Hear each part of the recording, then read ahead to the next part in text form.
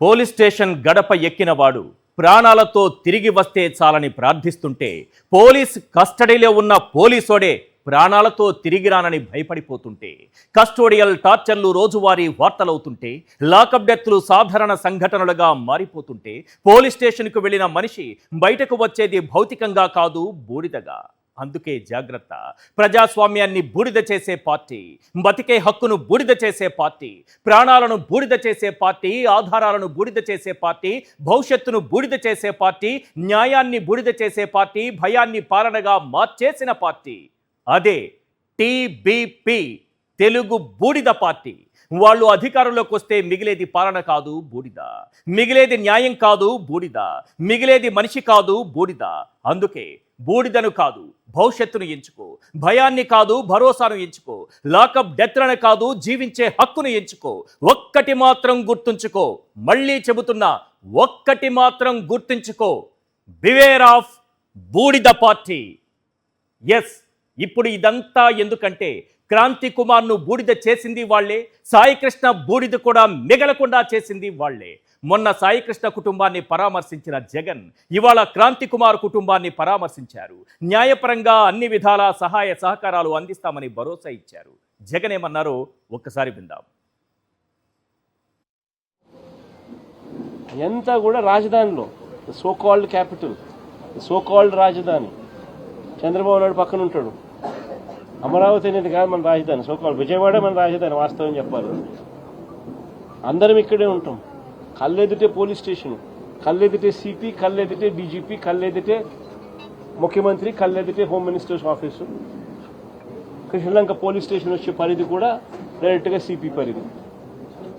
Incident జరిగిన తర్వాత వాళ్ళ నాన్న పోయి ఆ వీడియో కూడా చూపించి, మరణ వాంగ్మూలంతో కూడిన ఈ వీడియోను కూడా చూపించి, నా కొడుకుని దారుణంగా చంపేసినానంటే కూడా సిపికి చూపించిన నో యాక్షన్. ఎందుకు ప్రొటెక్ట్ చేస్తా ఉన్నారు అంటే క్లియర్ కట్గా రాజధానిలో ఒక రాకెట్ నడుపుతా ఉన్నారు. పోలీస్ స్టేషన్లో పనిచేసే సిఐ, ఆ సిఐకి ప్రొటెక్షన్ సిపి, ఆ సిపికి ప్రొటెక్షన్ డీజీపీ, ఆ డీజీపీకి ప్రొటెక్షన్ చంద్రబాబు నాయుడు గారు.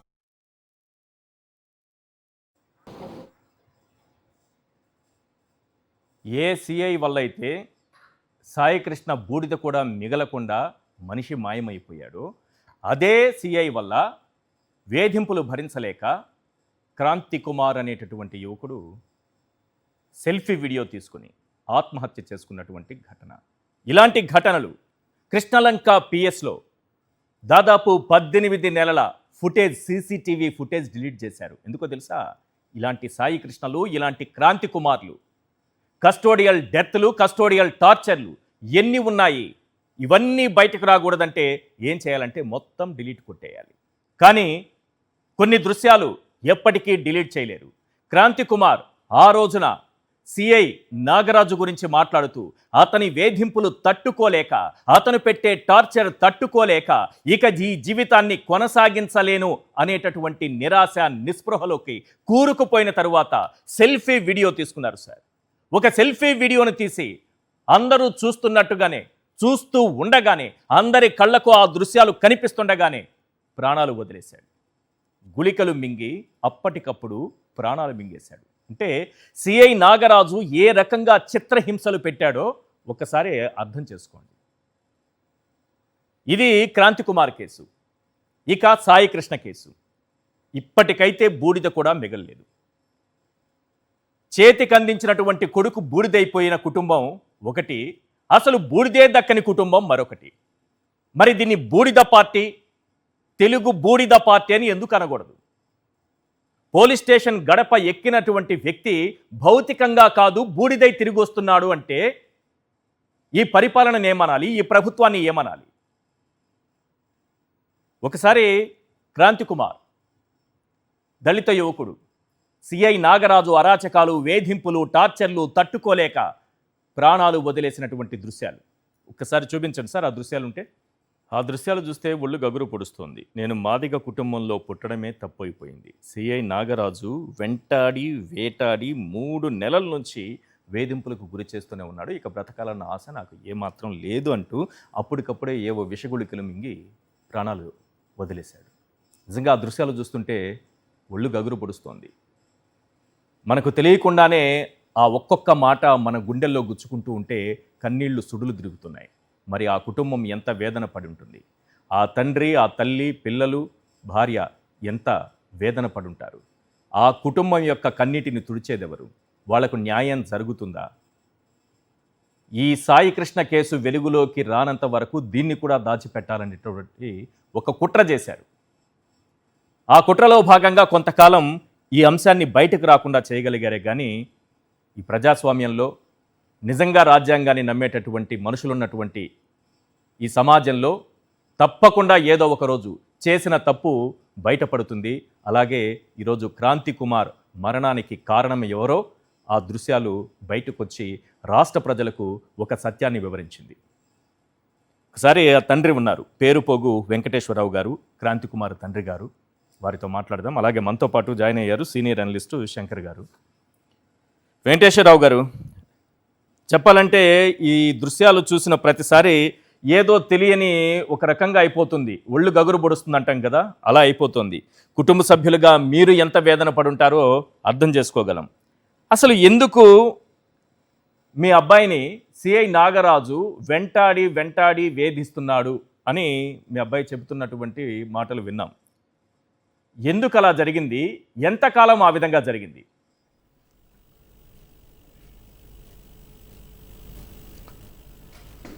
ఇప్పుడు మే 21న నా కుమారుడు గుళికల మందు తాగి చనిపోవడం జరిగింది. దీన్ని కేవలం ఆ రోజు ఉదయం 10:30కి పోలీసులు వచ్చి ఇంటికి క్రాంతి కుమార్ సిఐ నాగరాజు గారు పిలుస్తున్నారు, నువ్వు రావాలి అని చెప్పడంతో నేను వస్తే నన్ను చంపేస్తారు అని అంటే, నువ్వు వచ్చినా రాకపోయినా జరిగేది అదేనని చెప్పేసి వచ్చిన పోలీసులు బెదిరించడంతో నా కొడుకు ఆలోచించుకొని సావుదాకా వెళ్లాల్సిన పరిస్థితి తీసుకురావడానికి కారణం ఆ రోజు వచ్చిన పోలీసులు సిఐ నాగరాజు గారు. ఇదే విషయంలో మా ఆవిడ దగ్గరికి వెళ్ళి మీ అబ్బాయి బయటికి రావటం లేదు, తలుపులు వేసుకున్నాడు రామ్మ అని చెప్తే నా భార్య వెళ్ళి నాన్న బయటికి రా పోలీసులు వచ్చారంటే, అమ్మ నన్ను వాళ్ళకి అప్పజెప్పొద్దు, వాళ్ళు నన్ను చంపేస్తారు అని చెప్పి తలుపు తీయలేదు. ఆ తల్లి ఎంత రోదన పడిందో, ఎంత వేదన పడిందో నా బిడ్డ పట్ల ఈ రోజుకి కూడా తెలుసుకుంటే ఆ బాధ నుంచి మేము బయటికి రాలేదు. కానీ సిఐ నాగరాజు ఇంతకుముందు కొడుతున్నాడు అన్నప్పుడు 4-3 సార్లు నేను వెళ్ళి తీసుకురావటం జరిగింది దెబ్బ పడకుండా. నేను పోలీసులకి కేవలం భయపడి చనిపోవడం ఏంటి, ఇంత పిరికోడుగా చనిపోడే నా కొడుకు, సరే అయినా ఒక ఇరిటేషన్ ద్వారా జీవితం ముగించాలనుకున్నాడేమో అనుకొని మేము దహన కార్యక్రమాలు అవన్నీ చేసుకుంటా పోయాము. తర్వాత ఒక వారం రోజుల తర్వాత అతను ఫోన్ ఎక్కడుందని అడిగి తెలుసుకున్న తర్వాత అసలు విషయం ఫోన్లో ఛార్జింగ్ పెట్టి చూస్తే నా చావు కారణమే సిఐ నాగరాజేనని చెప్పేసి నా సెల్ఫ్ వీడియో ఏదైతే ఉందో మా కుటుంబ సభ్యులందరం కూడాను ఒక్కసారిగా షాక్ అయ్యాం. అంటే ఇతను చనిపోయిన తర్వాత నా భార్య అతని పట్ల ఏం విషయాలు చెప్పింది, అట్లాగే అతని సర్కిల్లో, అతనికి అనుబంధంగా ఉండే సర్కిల్లో కనుక్కున్నప్పుడు ఇది కేవలం ఒక సిఐ నాగరాజుకి భయపడటం అంటే కేవలం లాఠీ దెబ్బలు ఒక్కటే కారణం కాదు. ఒక సస్పెక్ట్ షీటు తీయకుండా ఏ నేరాలు లేకపోయినా అతని వాళ్ళ సొంత ప్రయోజనాల కోసం, అంటే రౌడీ షీటర్స్ విజయవాడ నగరంలో ఎక్కడున్నారో వాళ్ళ నెంబర్లు తీసుకురండి, వాళ్ళ అడ్రస్లు తీసుకురండి అని చెప్పడం. అలాగే కొంతమంది అంటే వాళ్ళకి ఇష్టం లేని పనులు, ఇప్పుడు గంజాయి విషయంలో కానీ, వ్యభిచారం విషయంలో కానీ, లేదా ఇంకా ఇతరితర గొడవలకి వెళ్ళమనే విషయంలో కానీ, కృష్ణలంక పోలీస్ స్టేషను బస్టాండ్కి దగ్గరగా ఉంటుంది. వీళ్ళు పంచాయతీలకి అది అడ్డాగా మారింది. ఆ పంచాయతీలకి వాళ్ళు ఏదైతే లబ్ధి పొందుతారో వాటికి ఈ రౌడీ షీటర్స్ అనే పేరుతో వీళ్ళని వాడుతున్నారు తప్ప నా కొడుకు మీద గత 8 సంవత్సరాలుగా ఎలాంటి కేసులు లేవు. కానీ ఎందుకు ఆ రౌడీ షీట్ అనేది పెట్టారు, ఎందుకు తీయటం లేదనే విషయంలో కొంత నేను మరి కొడుకుకు సత్ప్రవర్తన ఉన్నప్పటికీ కూడా ఏదో ఒకరోజు మనం పోయి మాట్లాడి తీపిచ్చేద్దామని అనుకుంటా ఉన్నాం. నా కొడుకు కూడా నా దగ్గరకు వచ్చి నాకు కష్టాలు చెప్పుకునే పరిస్థితి వచ్చింది. నాకంటే వాళ్ళ అమ్మ దగ్గర ఇంకెక్కువ చెప్పుకోవటం జరిగింది. ఇదంతా చనిపోకముందు చెప్పుంటే ఈ పరిస్థితి తెచ్చేవాడిని కాదు. చనిపోయిన తర్వాత తెలియటం వల్ల బాధ కలిగింది. అయితే ఇది కేవలం ఒక అంటే క్రాంతి కుమార్ని పోలీసులు కొడతారని క్యాజువల్గా భయపడి చనిపోయింది అయితే కాదు. అంటే భయంకరమైన కోణాలు వెనకాల ఉన్నాయనేది నాకు అర్థమైపోయాయి. పోలీసుల వేధింపులు తట్టుకోలేకపోతున్నా, నేను తీవ్రమైపోయాయి, నన్ను ఈ రకంగా వేధిస్తున్నారు, లేకపోతే అక్రమంగా ఏమైనా కేసులు పెడుతున్నారు, లేదా ఇలాంటి కార్యక్రమాలు నన్ను చేయమంటున్నారు, లేదంటే ఇలా చేయకపోతే ఇలాంటి వాళ్ళ లాఠీ దెబ్బలో లేకపోతే వాళ్ళ కక్ష సాధింపులో ఏవో ఉంటాయనే భయాన్ని ఎప్పుడైనా మీ ముందు వ్యక్తపరిచారా? నేను ఇలా చేయలేను, నన్ను పోలీసులు ఇలా చేస్తున్నారు, నేను ఈ వీళ్ళ టార్చర్ తట్టుకోలేక ప్రాణాలైనా వదిలేయడానికి సిద్ధంగా ఉన్నానన్న మాట ఎప్పుడైనా మీతో అన్నారా? ఒక తండ్రిగా సొసైటీలో తిరుగుతున్న నాకు ఇంత లోతైన విషయాలు చెప్తే మా నాన్న ఎక్కడ బాధపడతాడోనని ఆయన అనేక విషయాలు నాకు చెప్పకుండా వాళ్ళ అమ్మకు చెప్పుకోవటం జరిగింది. తర్వాత అతను సర్కిల్కి చెప్పుకోవటం జరిగింది. అతని సర్కిల్లో కూడా ఒక మాట అన్నారు, మీ నాన్నగారికి కొంచెం ఎంతో కొంత సొసైటీలో పేరుంది, ఆయనకి చెబితే ఈ సమస్యలు పరిష్కరిస్తాడు కదంటే, నాన్న విషయంలో చెప్పాలంటే నేను కొంచెం ఇవన్నీ కూడా సరి చేసుకొని ఆయనకి చెడ్డ పేరు రాకుండా ఉండేందుకు ఆయన దగ్గర నేను ఇలాంటి మార్పులు తీసుకుంటున్నానని చెప్పాలంటే ఆయన కూడా నన్ను నమ్మాలి, ఆయన కూడా నా పట్ల చెప్పింది తీసుకోవాలంటే ఒకరోజు ప్రశాంతంగా ఉన్నప్పుడు ఆయనతో నేను మాట్లాడతానని వాళ్ళతో చెప్పడం జరిగింది. కానీ నిజమేంటంటే పోలీసులు వేధింపులు అనేది కేవలం పోలీస్ స్టేషన్కి రాకపోతే అయ్యుండుంటే, సంతకం పెట్టలేదని అయ్యుండంటే అది జనరల్గా అనుకునేవాడిని, నేను కూడా అనుకున్నది అదే. కానీ అసలు అది కాదు.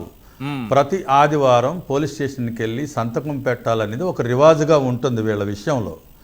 కానీ ఈ పోలీస్ స్టేషన్కి వాళ్ళు చెప్పిన పనులు చేసినప్పుడు వెళ్ళకపోయినా సంతకం పెట్టకపోయినా ఇబ్బంది లేదు. వాళ్ళు చెప్పిన పనులు చెయ్యనప్పుడు పోలీస్ స్టేషన్కి తీసుకెళ్లి మనిషిని తిరగేసి ముగ్గురు కలిసి వెంకటేశ్వరరావు గారు ఏం పనులు చేయిస్తారు వీళ్ళతో పోలీసులు బలవంతంగా? చెప్పండి. ఇప్పుడు రౌడీ షీటర్స్ని ఇళ్ళకెళ్ళి విజయవాడ నగరంలో ఇతని ఆధ్వర్యంలో సిఐ నాగరాజ్ ఆధ్వర్యంలో 200 మంది రౌడీ షీటర్స్ చేరారు ఆయన ఖాతాలో. అంటే ఈ అడ్రస్లన్నీ ఎక్కడి నుంచి వస్తాయి? నగరం విషయాలన్నీ ఆయన ఒక్కడికి ఎందుకు, ఆయన పరిధిలో కదా చేయాల్సింది. అట్లాగే బస్టాండ్ ఉంది, బస్టాండ్లో చాలామంది ఎక్కడెక్కడ వచ్చి వాళ్ళు అక్కడ పడుకుంటూ ఉంటుంటారు. వాళ్ళ దగ్గరికి వెళ్ళి వాళ్ళని పట్టుకొని పోలీస్ స్టేషన్కి తీసుకురమ్మని అంటారు. ఎందుకంటే వీళ్ళ సెటిల్మెంట్లో కొన్ని కేసుల్లో కొంతమందిని తప్పిస్తుంటారు. ఆ తప్పించే క్రమంలో బస్టాండ్లో అనామకులుగా ఉన్నటువంటి వాళ్ళని పట్టుకొచ్చి ఈ కేసుల్లో ఇరికిస్తూ ఉంటారు. ఇది అక్రమమే కదా. ఇలాంటి విషయాలన్నీ నా కొడుకుకి ఇష్టం లేదు. నా కొడుకు మీద ఎలాంటి కేసులు లేవు. ఇప్పుడు నేను 8 సంవత్సరాలకు ముందు కేసులన్నీ తీయించేశాను. అటు ఇప్పుడు ఏ కేసులు లేకపోయినా ఏదో ట్యాక్సీ డ్రైవర్గా కారు తోలుకొని తన బతుకుతో తను బతుకుతుంటే తన మాటకి పోలీస్ స్టేషన్కి రాత్రని లేదు పగలని లేదు, ఎప్పుడు పడితే అప్పుడు. నేను ఉద్యమంలో తిరగటం వల్ల నేను ఒక ఎంఆర్పిఎస్ నాయకుడిగా ఈ సమాజ సేవలో సమాజ మార్పు కోసం పనిచేస్తున్నాను. నేను ప్రతిసారి ఇంట్లో ఉండను. కానీ ఇంట్లో నేను ఉండకపోవడం ఒక కారణమైతే వాళ్ళు వచ్చి తీసుకెళ్ళినప్పుడల్లా మళ్ళీ ఏదో మాట్లాడి 2 దెబ్బలేసి పంపిస్తూ ఉంటారు. ఆ విషయాలు నాకు కొన్ని తెలియటం లేదు. కానీ నాకు తెలిసేటప్పటికీ ఒక ప్రమాదకరమైన పరిస్థితి దాపురించింది. నా బిడ్డను నేను కోల్పోయాను. నేను ఆ బాధలో ఉన్నాను. నేను ఈరోజు ఇక్కడికి రావటం అంటే కూడా ఒక రకంగా నేను చాలా బాధతో నేను ఇక్కడికి రావటం అనేది జరిగింది. కానీ ఒక మాట అన్నారు క్రాంతి కుమార్ ఆ వీడియోలో, మాదిగ కుటుంబంలో పుట్టడమే నేను చేసినటువంటి నేరమా అన్నారు. ఏంటి దళితుడైతే నాగరాజుకి అంత చిన్న చూపా, లేకపోతే ఏంటి, ఎందుకు అది ఎందుకు ఉపయోగించాల్సి వచ్చింది అన్నమాట? అతని కడుపులో అవునండి. ఇప్పుడు ఆ పోలీస్ స్టేషన్కి వెళ్ళినప్పుడు సిఐ నాగరాజు గారు తన కాళ్ళకున్న బూట్లు తీసి అక్కడేసి, మీరు మాదిగ కులమే కదా, మీ వృత్తి మాదిగలే, మీ వృత్తి బూట్లు పాలిష్ చేయటమే కదా, అదిగో నా బూట్లు పాలిష్ చేయని చెప్పేవాడు. బూట్లు పాలిష్ చేయమంటే ఇతను అంగీకరించాడు. ఇతను ఇప్పుడు నా బిడ్డ నేను నాకు ఇంతకుముందు మా కుల వృత్తి చెప్పుల వృత్తి కావచ్చు, కానీ నా బిడ్డకు ఆ వారసత్వాన్ని నేను ఇవ్వాలని అనుకోలేదు. నేను నాకున్న స్థాయిలో ఏదో నేను ఒక కారు తీసుకొచ్చే ప్రభుత్వం ద్వారా నేను అతను బతుకమని అతనికి ఒక భార్య 2-3 పిల్లలు ఉన్నారు. మరి నేను అలా పెంచే క్రమంలో తన ఆత్మగౌరవాన్ని చంపుకొని బూట్లు పాలిష్ చేసే స్థాయి కాదు అతనిది. అదే రకంగా మరుగుదొడ్లు కూడా కడగమని అంటారు. అంటే ఒక మాటలో చెప్పాలంటే వాళ్ళ వ్యక్తిగతంగా ఇష్టానుసారంగా మనుషుల్ని మనుషులుగా చూడకుండా ఒక అంటరాని కులంలో పుట్టిన నా మాదిగ జాతి అనే ఒక హీనమైనటువంటి దుస్థితిలో వాళ్ళు నీచమైన పనులు చెప్పడం చేయించడాన్ని అతను తిరస్కరిస్తే దానికి తిరిగి కొట్టడం ఏదైతే ఉందో అది అవమానించడమే కదా, ఆత్మగౌరవాన్ని దెబ్బతీయటమే కదా, మా కుల వృత్తిని కించపరచటమే కదా. ఆ విధంగా నా బిడ్డ ఒక రకంగా చెప్పాలంటే మాదిగ కులంలో పుట్టినందుకే నాకు ఈ వేధింపులు వస్తున్నాయి. అంటే ఈ రోజున నేను ఇంకొక మాట చెప్తున్నానండి, అగ్రకులాల వాళ్ళ మీద రౌడీ షీట్ ఉంటుంది, కానీ అగ్రకులాల వాళ్ళని స్టేషన్కే పిలిపించినప్పుడు వాళ్ళకి కాఫీ ఇస్తారు, కుర్చీలో కూర్చోబెడతారు, మంచిగా మాట్లాడి పంపిస్తారు. కానీ అట్టడుగునున్నటువంటి మాలమాదిగులు, ఎస్టీలు, బీసీలు వీళ్ళు మాత్రం పోలీస్ స్టేషన్కి వెళ్తే వీళ్ళు తిరగేసి కొడతా ఉంటుంటారు, చెప్పింది చేయకపోతే కొడతా ఉంటుంటారు. అసలు వీళ్ళకి మార్పులు జరిగినప్పుడు రౌడీ షీట్ వీళ్ళ మీద ఎందుకు ఉంచకూడదు కదా. కానీ ఏదో ఒక నేరం మళ్ళీ వాళ్ళే పిట్టి కేసులు లాంటివి పెట్టి వాళ్ళ చుట్టూ తిప్పుకుంటూ వాళ్ళ ప్రయోజనాలు గడుపుకోవటం కోసం, వాళ్ళ పంచాయతీలు సెటిల్మెంట్ చేసుకోవడం కోసం నా బిడ్డను వాడారు. నా బిడ్డ ఒక్కడే కాదు, ఈ రోజున చెప్తున్నటువంటి సాయికృష్ణ అనే అతను కూడా వాళ్ళు వాడుకున్నారు. వీళ్ళొక్కడే కాదు, దాదాపుగా అతని చేతుల్లో 200 మంది రౌడీ షీటర్సు వాళ్ళ స్వప్రయోజనాల కోసం అంటే యూనిఫామ్లో ఉన్నప్పటికీ కూడా ఒక మాఫియాలాగా ఆయన నడిచాడు.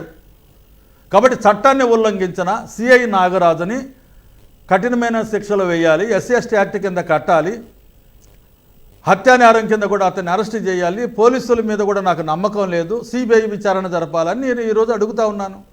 అంటే పోలీస్ స్టేషన్ వేదికగా కొంతమంది యువకుల్ని తీసుకొచ్చి వాళ్ళని తమ స్వార్థానికో లేకపోతే అసాంఘిక కార్యకలాపాలకో వాళ్ళు చెప్పేటటువంటి పనులు చేయించి నేరాలు పోలీసులే చేయిస్తున్నారా ఈ యువకులతో? అంటే సాయికృష్ణ కావచ్చు, లేకపోతే క్రాంతి కుమార్ కావచ్చు, ఇంకెంతమంది ఉన్నారో అంతేనండి. ఖచ్చితంగా ఇది పోలీసులు ఇప్పుడు వాళ్ళు చట్టపరమైన చేయకుండా చట్ట ఉల్లంఘన చేయటమే అక్రమం. నా బిడ్డని అనేక పనులు ఒక మాదిగలంటే ఒక అంటరాని వాళ్ళని, మాదిగలంటే ఒక నీచమైన కులమని, మాదిగలంటే వెనకబడినటువంటి వాళ్ళని, వీళ్ళకి ఏ చైతన్యం ఉండదని, వీళ్ళని ఎట్లయినా వాడుకోవచ్చని, వీళ్ళ వెనకాల ఎవరు ఉండరని, ఇలాంటి అనేక ఏహభావాలు వాళ్ళలో ఉండటం కారణంగానే ఇష్టం వచ్చినట్లుగా వాడుతూ ఉన్నారు. ఇదే సిఐ నాగరాజు గారు నా బిడ్డ విషయం ఒకటే కాదండి, విజయవాడ 1 టౌన్లో రాజరాజేశ్వరి పేట అని ఒకటి ఉంది. పేకాట రాయిల్ని పట్టుకుంటున్నామన్న పేరుతో వాళ్ళని వెంటాడితే కొంతమంది చెరువు దగ్గర ఉన్నటువంటి ఊబిలో కూరుకుపోయి 2-3 చనిపోయారు. ఓహో. ఇతను ఒక కుల అహంకారిగా మాట్లాడుతూ ఉంటాడు. ఇతను ఖచ్చితంగా మాదిగలంటే ఇక అతని దృష్టిలో మనుషులు కాదు. రౌడీ షీటర్స్ అంటే వాళ్ళు వాడే వస్తువులాగా చూస్తున్నారు మమ్మల్ని, నా బిడ్డల్ని. నా బిడ్డకే కదండి, ఇలాంటి పరిస్థితి ఏ బిడ్డకి రాకూడదు. రాష్ట్రంలో యూనిఫామ్ వేసుకొని ఒక మాఫియా పద్ధతిలో విజయవాడ నగరం అంటే ఒకప్పుడు విజయవాడ అంటే విద్యలవాడండి. ఇప్పుడు ఇది ఒక రౌడీ షీటర్లుగా పోలీసులు చట్టాన్ని ఉల్లంఘించి పోలీసులు ఇష్టానుసారమైన పద్ధతిలో చేస్తుంటే నా బిడ్డకి న్యాయం జరగటం కాదు. నా బిడ్డలాగా ఎంతోమంది ఇప్పుడు కోల్పోయారు. ఇక మీదట కూడా అటువంటి జరగకూడదు. పోలీసులు కూడా ఈ చట్టాల విషయంలో మార్పు తీసుకోవాలి. భవిష్యత్తులో ఇలాంటి రౌడీ షీటర్స్ అనే పేరుతో పాపం వాళ్ళు బలవుతున్నారండి. అందుకోసమే ఈరోజు నా బిడ్డ తరపున నేను గట్టిగా నిలబడి ఈ సమాజానికి ఒక సంకేతం ఇవ్వాలి. నా బిడ్డలాగా ఏ బిడ్డ బలి కాకూడదని నేను గత 15-20 రోజులుగా దీని మీద నా పోరాటం కొనసాగిస్తూ ఉన్నాను. మీరు క్రాంతి కుమార్ సూసైడ్ తరువాత పోలీస్ కంప్లైంట్ ఏమైనా ఇచ్చారా? సిఐ నాగరాజు వేధింపులకే మీ కుమారుడు ఆత్మహత్య చేసుకున్నాడని ఏదైనా కంప్లైంట్ ఇచ్చారా? పోలీసులు ఏమన్నా యాక్షన్ తీసుకున్నారా? నా కుటుంబ సభ్యులతో కలిసి వెళ్ళి 8వ తేదీన సిపి గారిని కలవాలనుకున్నప్పుడు అక్కడ అవకాశం లేదు అని అంటే డీసీపీ గారిని కలిసి కంప్లైంట్ ఇచ్చాను. వీడియో కూడా వాళ్ళకు చూపించాను. ఆ తర్వాత ఎందుకైనా మంచిదని చెప్పి స్పందనలో కూడా పెట్టాను. వాళ్ళ దగ్గర ఒక లెటర్ కూడా తీసుకొని వచ్చాను నేను. కాబట్టి ఆ కంప్లైంట్ ఇంతవరకు కదలలేదు. తర్వాత మళ్ళీ నేను దళిత సంఘాలతో కలిసి నేను ఒక కంప్లైంట్ దళిత సంఘాల అందరి ఆధ్వర్యంలో కూడా సిపి గారిని కలిసాము, డీసీపీ గారిని మళ్ళీ కలిసాము. అప్పుడు ఏసీపీ గారు నార్త్కి సంబంధించినటువంటి ఏసీపీ గారు విజయవాడలో ఆయన సత్యానందం గారు ఆయన వేశారని చెప్పారు. ఆయన ఎంక్వైరీ త్వరితగతిన కాకుండా కాలయాపన జరుగుతూ ఉంది. ఈరోజు కూడా నా బిడ్డకు కేసు కట్టలేదు. కాబట్టి ఖచ్చితంగా కేసు కట్టాలనే దాని మీదే నా పోరాటం కొనసాగిస్తున్నాను. రైట్. శంకర్ గారు, ఏంటి మీరు విజయవాడలోనే ఉంటారు, ఏంటి కృష్ణలంక పిఎస్ కేంద్రంగా ఏంటి అరాచకాలు ఒక్కొక్కరు వచ్చి బయట చెప్తూ ఉంటే ఒళ్ళు గగురు పడుస్తోంది, భయం వేస్తోంది. అసలు పోలీసులు ఏంటి వీళ్ళని తీసుకొచ్చి వీళ్లతోనే తప్పులు చేయిస్తూ నేరాలు చేయించడం ఏంటి, నేరం చేయనంటే ఆ విధంగా శిక్షించడం ఏంటి, వీళ్ళ అరాచకాలకి జీవితాలు కొన్ని బలైపోతున్నాయి. ఎన్నో కుటుంబాలు కన్నీటి వ్యధ మనం చూస్తున్నాం. కృష్ణలంక పిఎస్ అంటే భయపడే పరిస్థితి వచ్చిందా ఈరోజు? ఈశ్వర్ గారు, కృష్ణలంక పిఎస్ మాత్రమే కాదండి, విజయవాడ పోలీస్ యంత్రాంగం, ఆంధ్రప్రదేశ్ పోలీసుల తీరే సందేహించాల్సినటువంటి పరిస్థితి వచ్చింది. ఇప్పుడు వెంకటేశ్వరరావు గారు చెప్తున్నారు, ఆయన బిడ్డ చనిపోయిన తర్వాత 8వ తారీఖున స్వయంగా వెళ్లి సిపిని కలిసి ఫిర్యాదు చేద్దామంటే అవకాశం ఇవ్వలేదు. డీసీపీని కలిశారు, కంప్లైంట్ ఇచ్చారు. 8వ తారీఖున ఫిర్యాదు చేస్తే ఇప్పుడు జూలై 2వ తారీఖు అంటే సుమారుగా నెల రోజులు గడిచిన తర్వాత కూడా కేసు పెట్టకుండా, అసలు దర్యాప్తు తర్వాత పక్కన పెట్టండి, ఎవరు చేస్తారు, ఎంత చేస్తారు, ఏ తీరు చేస్తారు అనేది పక్కన పెడితే కేసు కూడా పెట్టకుండా నాన్ చేసేటువంటి పరిస్థితిలో ఉన్నారంటే ఈ ప్రభుత్వంలో పోలీస్ యంత్రాంగం ఎంత నిర్లజ్జగా సాగుతుందో మనందరికీ ఇట్టే అర్థమవుతుంది. చాలా ప్రమాదకరమైనటువంటి పోకడ. ఇక్కడ ఒక లెక్క చెప్పాలి మీకు. నిజానికి చంద్రబాబు ప్రభుత్వం అధికారంలో ఉన్న ప్రతిసారి కూడా పోలీస్ యంత్రాంగం ఇంత యథేచ్ఛగా చెలరేగిపోతుందనడానికి ఎన్సీఆర్బి డేటా మనకు ఒక ఆధారం. 2014-19 మధ్య ఆంధ్రప్రదేశ్ లో ఇదే రాష్ట్రంలో మొత్తం చూస్తే పెద్ద సంఖ్యలో 41 లాకప్ డెత్లు జరిగినాయి ఆంధ్రప్రదేశ్ లో. ఎన్సీఆర్బి రిపోర్ట్, పార్లమెంట్ లో కేంద్ర ప్రభుత్వం అధికారికంగా చెప్పినటువంటి రిపోర్ట్, 41 లాకప్ డెత్లు. అందులో హైయెస్ట్ 2017లో ఏకాలంలో 27 లాకప్ డెత్లు జరిగాయి. హైయెస్ట్, దేశం మొత్తానికే అగ్రస్థానం చంద్రబాబు ప్రభుత్వానికి. అంత పెద్ద మొత్తంలో లాకప్ డెత్లు ఈ రాష్ట్రంలో చంద్రబాబు సీఎం గా ఉన్నటువంటి కాలంలో జరిగినట్టుగా ఎన్సీఆర్బి రిపోర్ట్ చెప్తుంది. అదే 2019-24 మధ్య 15 మాత్రమే ఈ రాష్ట్రంలో లాకప్ డెత్లు నమోదయ్యాయి. అంటే 2017 ఒక్క సంవత్సరంతో పోల్చిన మొత్తం లాకప్ డెత్ల కన్నా 5 ఏళ్ల జగన్మోహన్ రెడ్డి పాలనలో తక్కువ నమోదయ్యాయి. అంటే చంద్రబాబు నాయుడు అధికారంలో ఉన్నప్పుడు పోలీసులు ఏ తీరునే ఎంత యథేచ్ఛగా చెలరేగిపోయి నేరస్తులు అనేటువంటి పేరుతో సామాన్యుల ప్రాణాలు తీయడానికి తెగిస్తారో ఎన్సీఆర్బి డేటానే మనకి చెప్తుంది. ఇందులో కృష్ణలంక పిఎస్ లో ఇప్పుడు వెంకటేశ్వరరావు గారు చెప్తున్నట్టుగా నేరస్తులు అనేటువంటి పేరుతో కొంతమందిని వాడుకుని మాఫియాగా పోలీసులు మారి యథేచ్ఛగా వాళ్లతో అనేక నేర కార్యకలాపాలు సాగించే పరిస్థితి ఉందంటే ఎంత ఉన్నత స్థాయి అధికారులు అండదండలు ఉన్నాయో మొత్తం విజయవాడ పోలీస్ యంత్రాంగమే ఇలాంటి నేర ప్రవృత్తి కలిగినటువంటి వాళ్ళని వాడుకుని ఎంత పెద్ద మాఫియా నడుపుతుందో మనకి ఇట్టే అర్థమవుతుంది. ఇంత పెద్ద స్థాయిలో జరుగుతుంటే అడ్డుకట్ట వేయాల్సినటువంటి మరి రాష్ట్ర ప్రభుత్వ పెద్దలు ఏం చేస్తున్నట్టు మీరు చూడండి. సాయి కృష్ణ ఎపిసోడ్ లో ఎప్పుడో మే 1st వీక్ లో ఆయన ప్రాణాలు కోల్పోయాడని ఒక ఎస్ఐ డెడ్ బాడీ కూడా చూశారని రిమాండ్ రిపోర్ట్ లో సిట్టు పేర్కొంది. అంటే మే 1వ వారంలో ఒక డెత్ జరిగితే, లాకప్ డెత్ జరిగితే, కస్టోడియల్ టార్చర్ తో ప్రాణం కోల్పోతే ఆ విషయాన్ని జూన్ 18వ తారీఖున జగన్మోహన్ రెడ్డి కృష్ణలంక వెళ్లేటంత వరకు, సాయి కృష్ణ కుటుంబాన్ని పరామర్శించేటంత వరకు, ఆ కేసులో మీడియా సమావేశంలో జగన్మోహన్ రెడ్డి గట్టిగా సిబిఐ డిమాండ్ చేసి సిబిఐ ఎంక్వైరీ కోరేటంత వరకు కేసు కూడా పెట్టలేదు ఈ ప్రభుత్వం. ఎంతగా నేరాలని కప్పిపుచ్చే ప్రయత్నంలో ఉందో ఈ ఒక్క ఎపిసోడ్ మనకి చాటుతోంది. రెండోది క్రాంతి కుమార్ ఉదంతం. క్రాంతి కుమార్ మే 21వ తారీఖున సూసైడ్ చేసుకుని అందులో తాను మాదిగ కులస్తుడనేటువంటి కారణంతో 3 నెలలుగా సిఐ టార్చర్ పెడుతుండడంతో ఇంకా భరించలేక ప్రాణాలు కోల్పోతున్నాను, తన చావుకు కారకుడు సిఐ నాగరాజు అని స్పష్టంగా వెల్లడించిన తర్వాత ఆ వీడియో పోలీసులకు చేరిన తర్వాత ఈ రోజు వరకు, అంటే జగన్మోహన్ రెడ్డి ఆ కుటుంబాన్ని పరామర్శించేటంత వరకు కేసు పెట్టట్లేదంటే అంటే విపక్ష నాయకుడు వెళ్ళి అక్కడ ఆందోళన చేసి ఆ కుటుంబాన్ని పరామర్శించి గట్టిగా డిమాండ్ చేసేటంత వరకు ఈ ప్రభుత్వంలో కేసులు కూడా పెట్టరా? దర్యాప్తు కూడా చేయరా, న్యాయం చేయడం తర్వాత, కానీ న్యాయం చేస్తున్నాం అనేటువంటి పరిస్థితులను కూడా కల్పించే ప్రయత్నం జరగదా? అంటే పోలీస్ యంత్రాంగం ఏ తీరునున్నట్టు?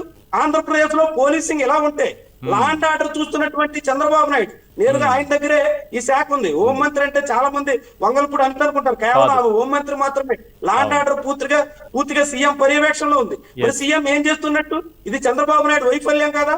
ఒక మాదిగ కుర్రాడు ప్రాణం కోల్పోతే ఇప్పటి వరకు కేసు పెట్టకుండా నెల రోజుల పాటు కాలయాపన చేస్తూ ఆ విషయాన్ని మొత్తం కప్పిపుచ్చాలని, కేసు దర్యాప్తు కూడా చేయకుండా మొత్తం మసిపూసి మారేడికాయ చేయాలని చూసే పరిస్థితికి ఆంధ్రప్రదేశ్ లో పోలీస్ యంత్రాంగం వస్తుందంటే దీనికి ఖచ్చితంగా సీఎం బాధ్యత వహించాల్సిందే.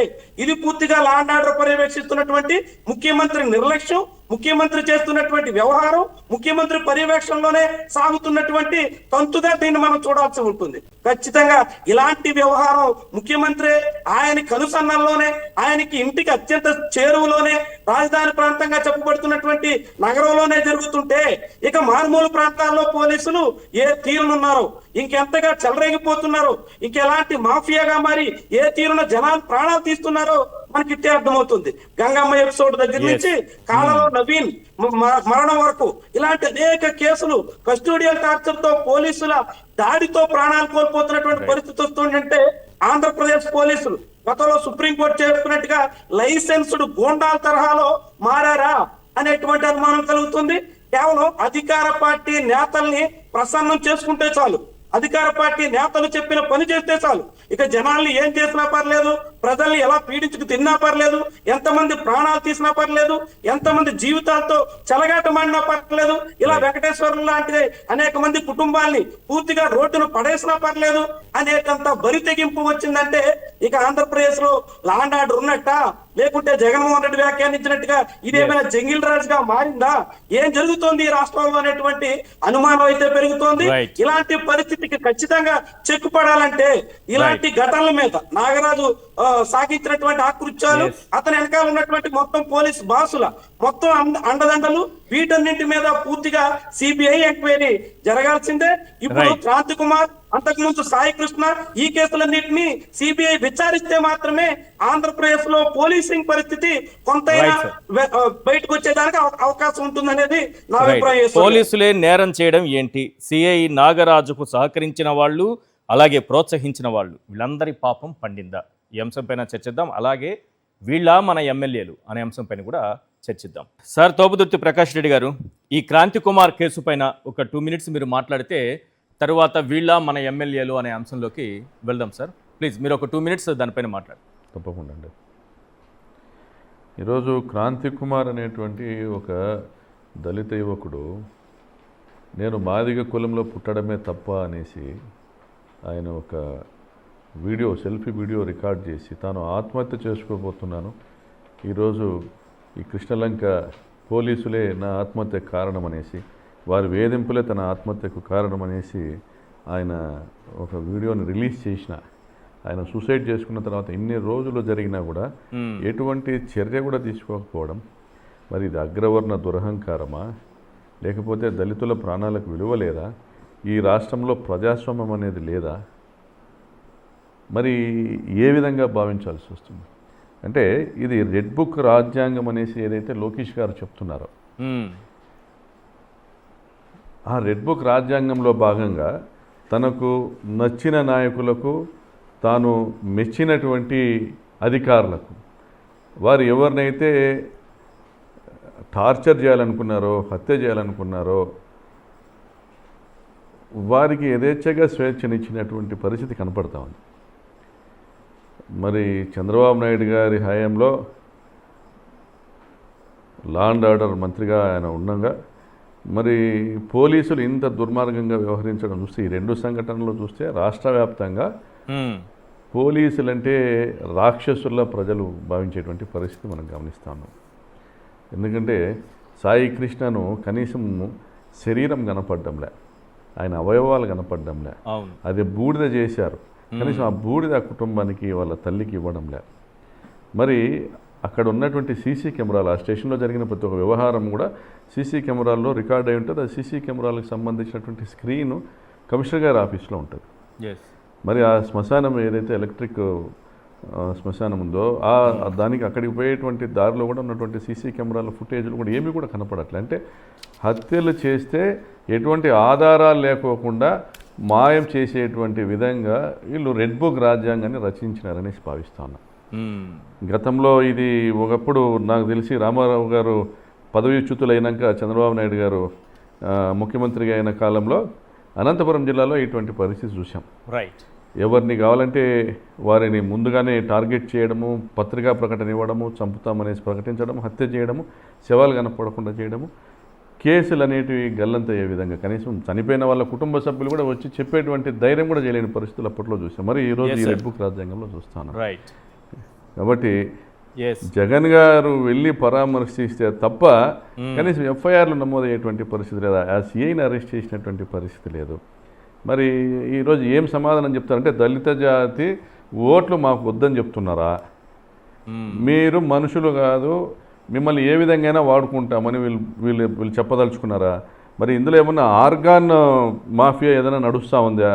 వారి శరీరాలను కనపడకోకుండా చేస్తున్నారు, వాళ్ళ ఆర్గాన్స్ అమ్ముకునేటువంటి కార్యక్రమం చేస్తూ ఉన్నారా? రైట్.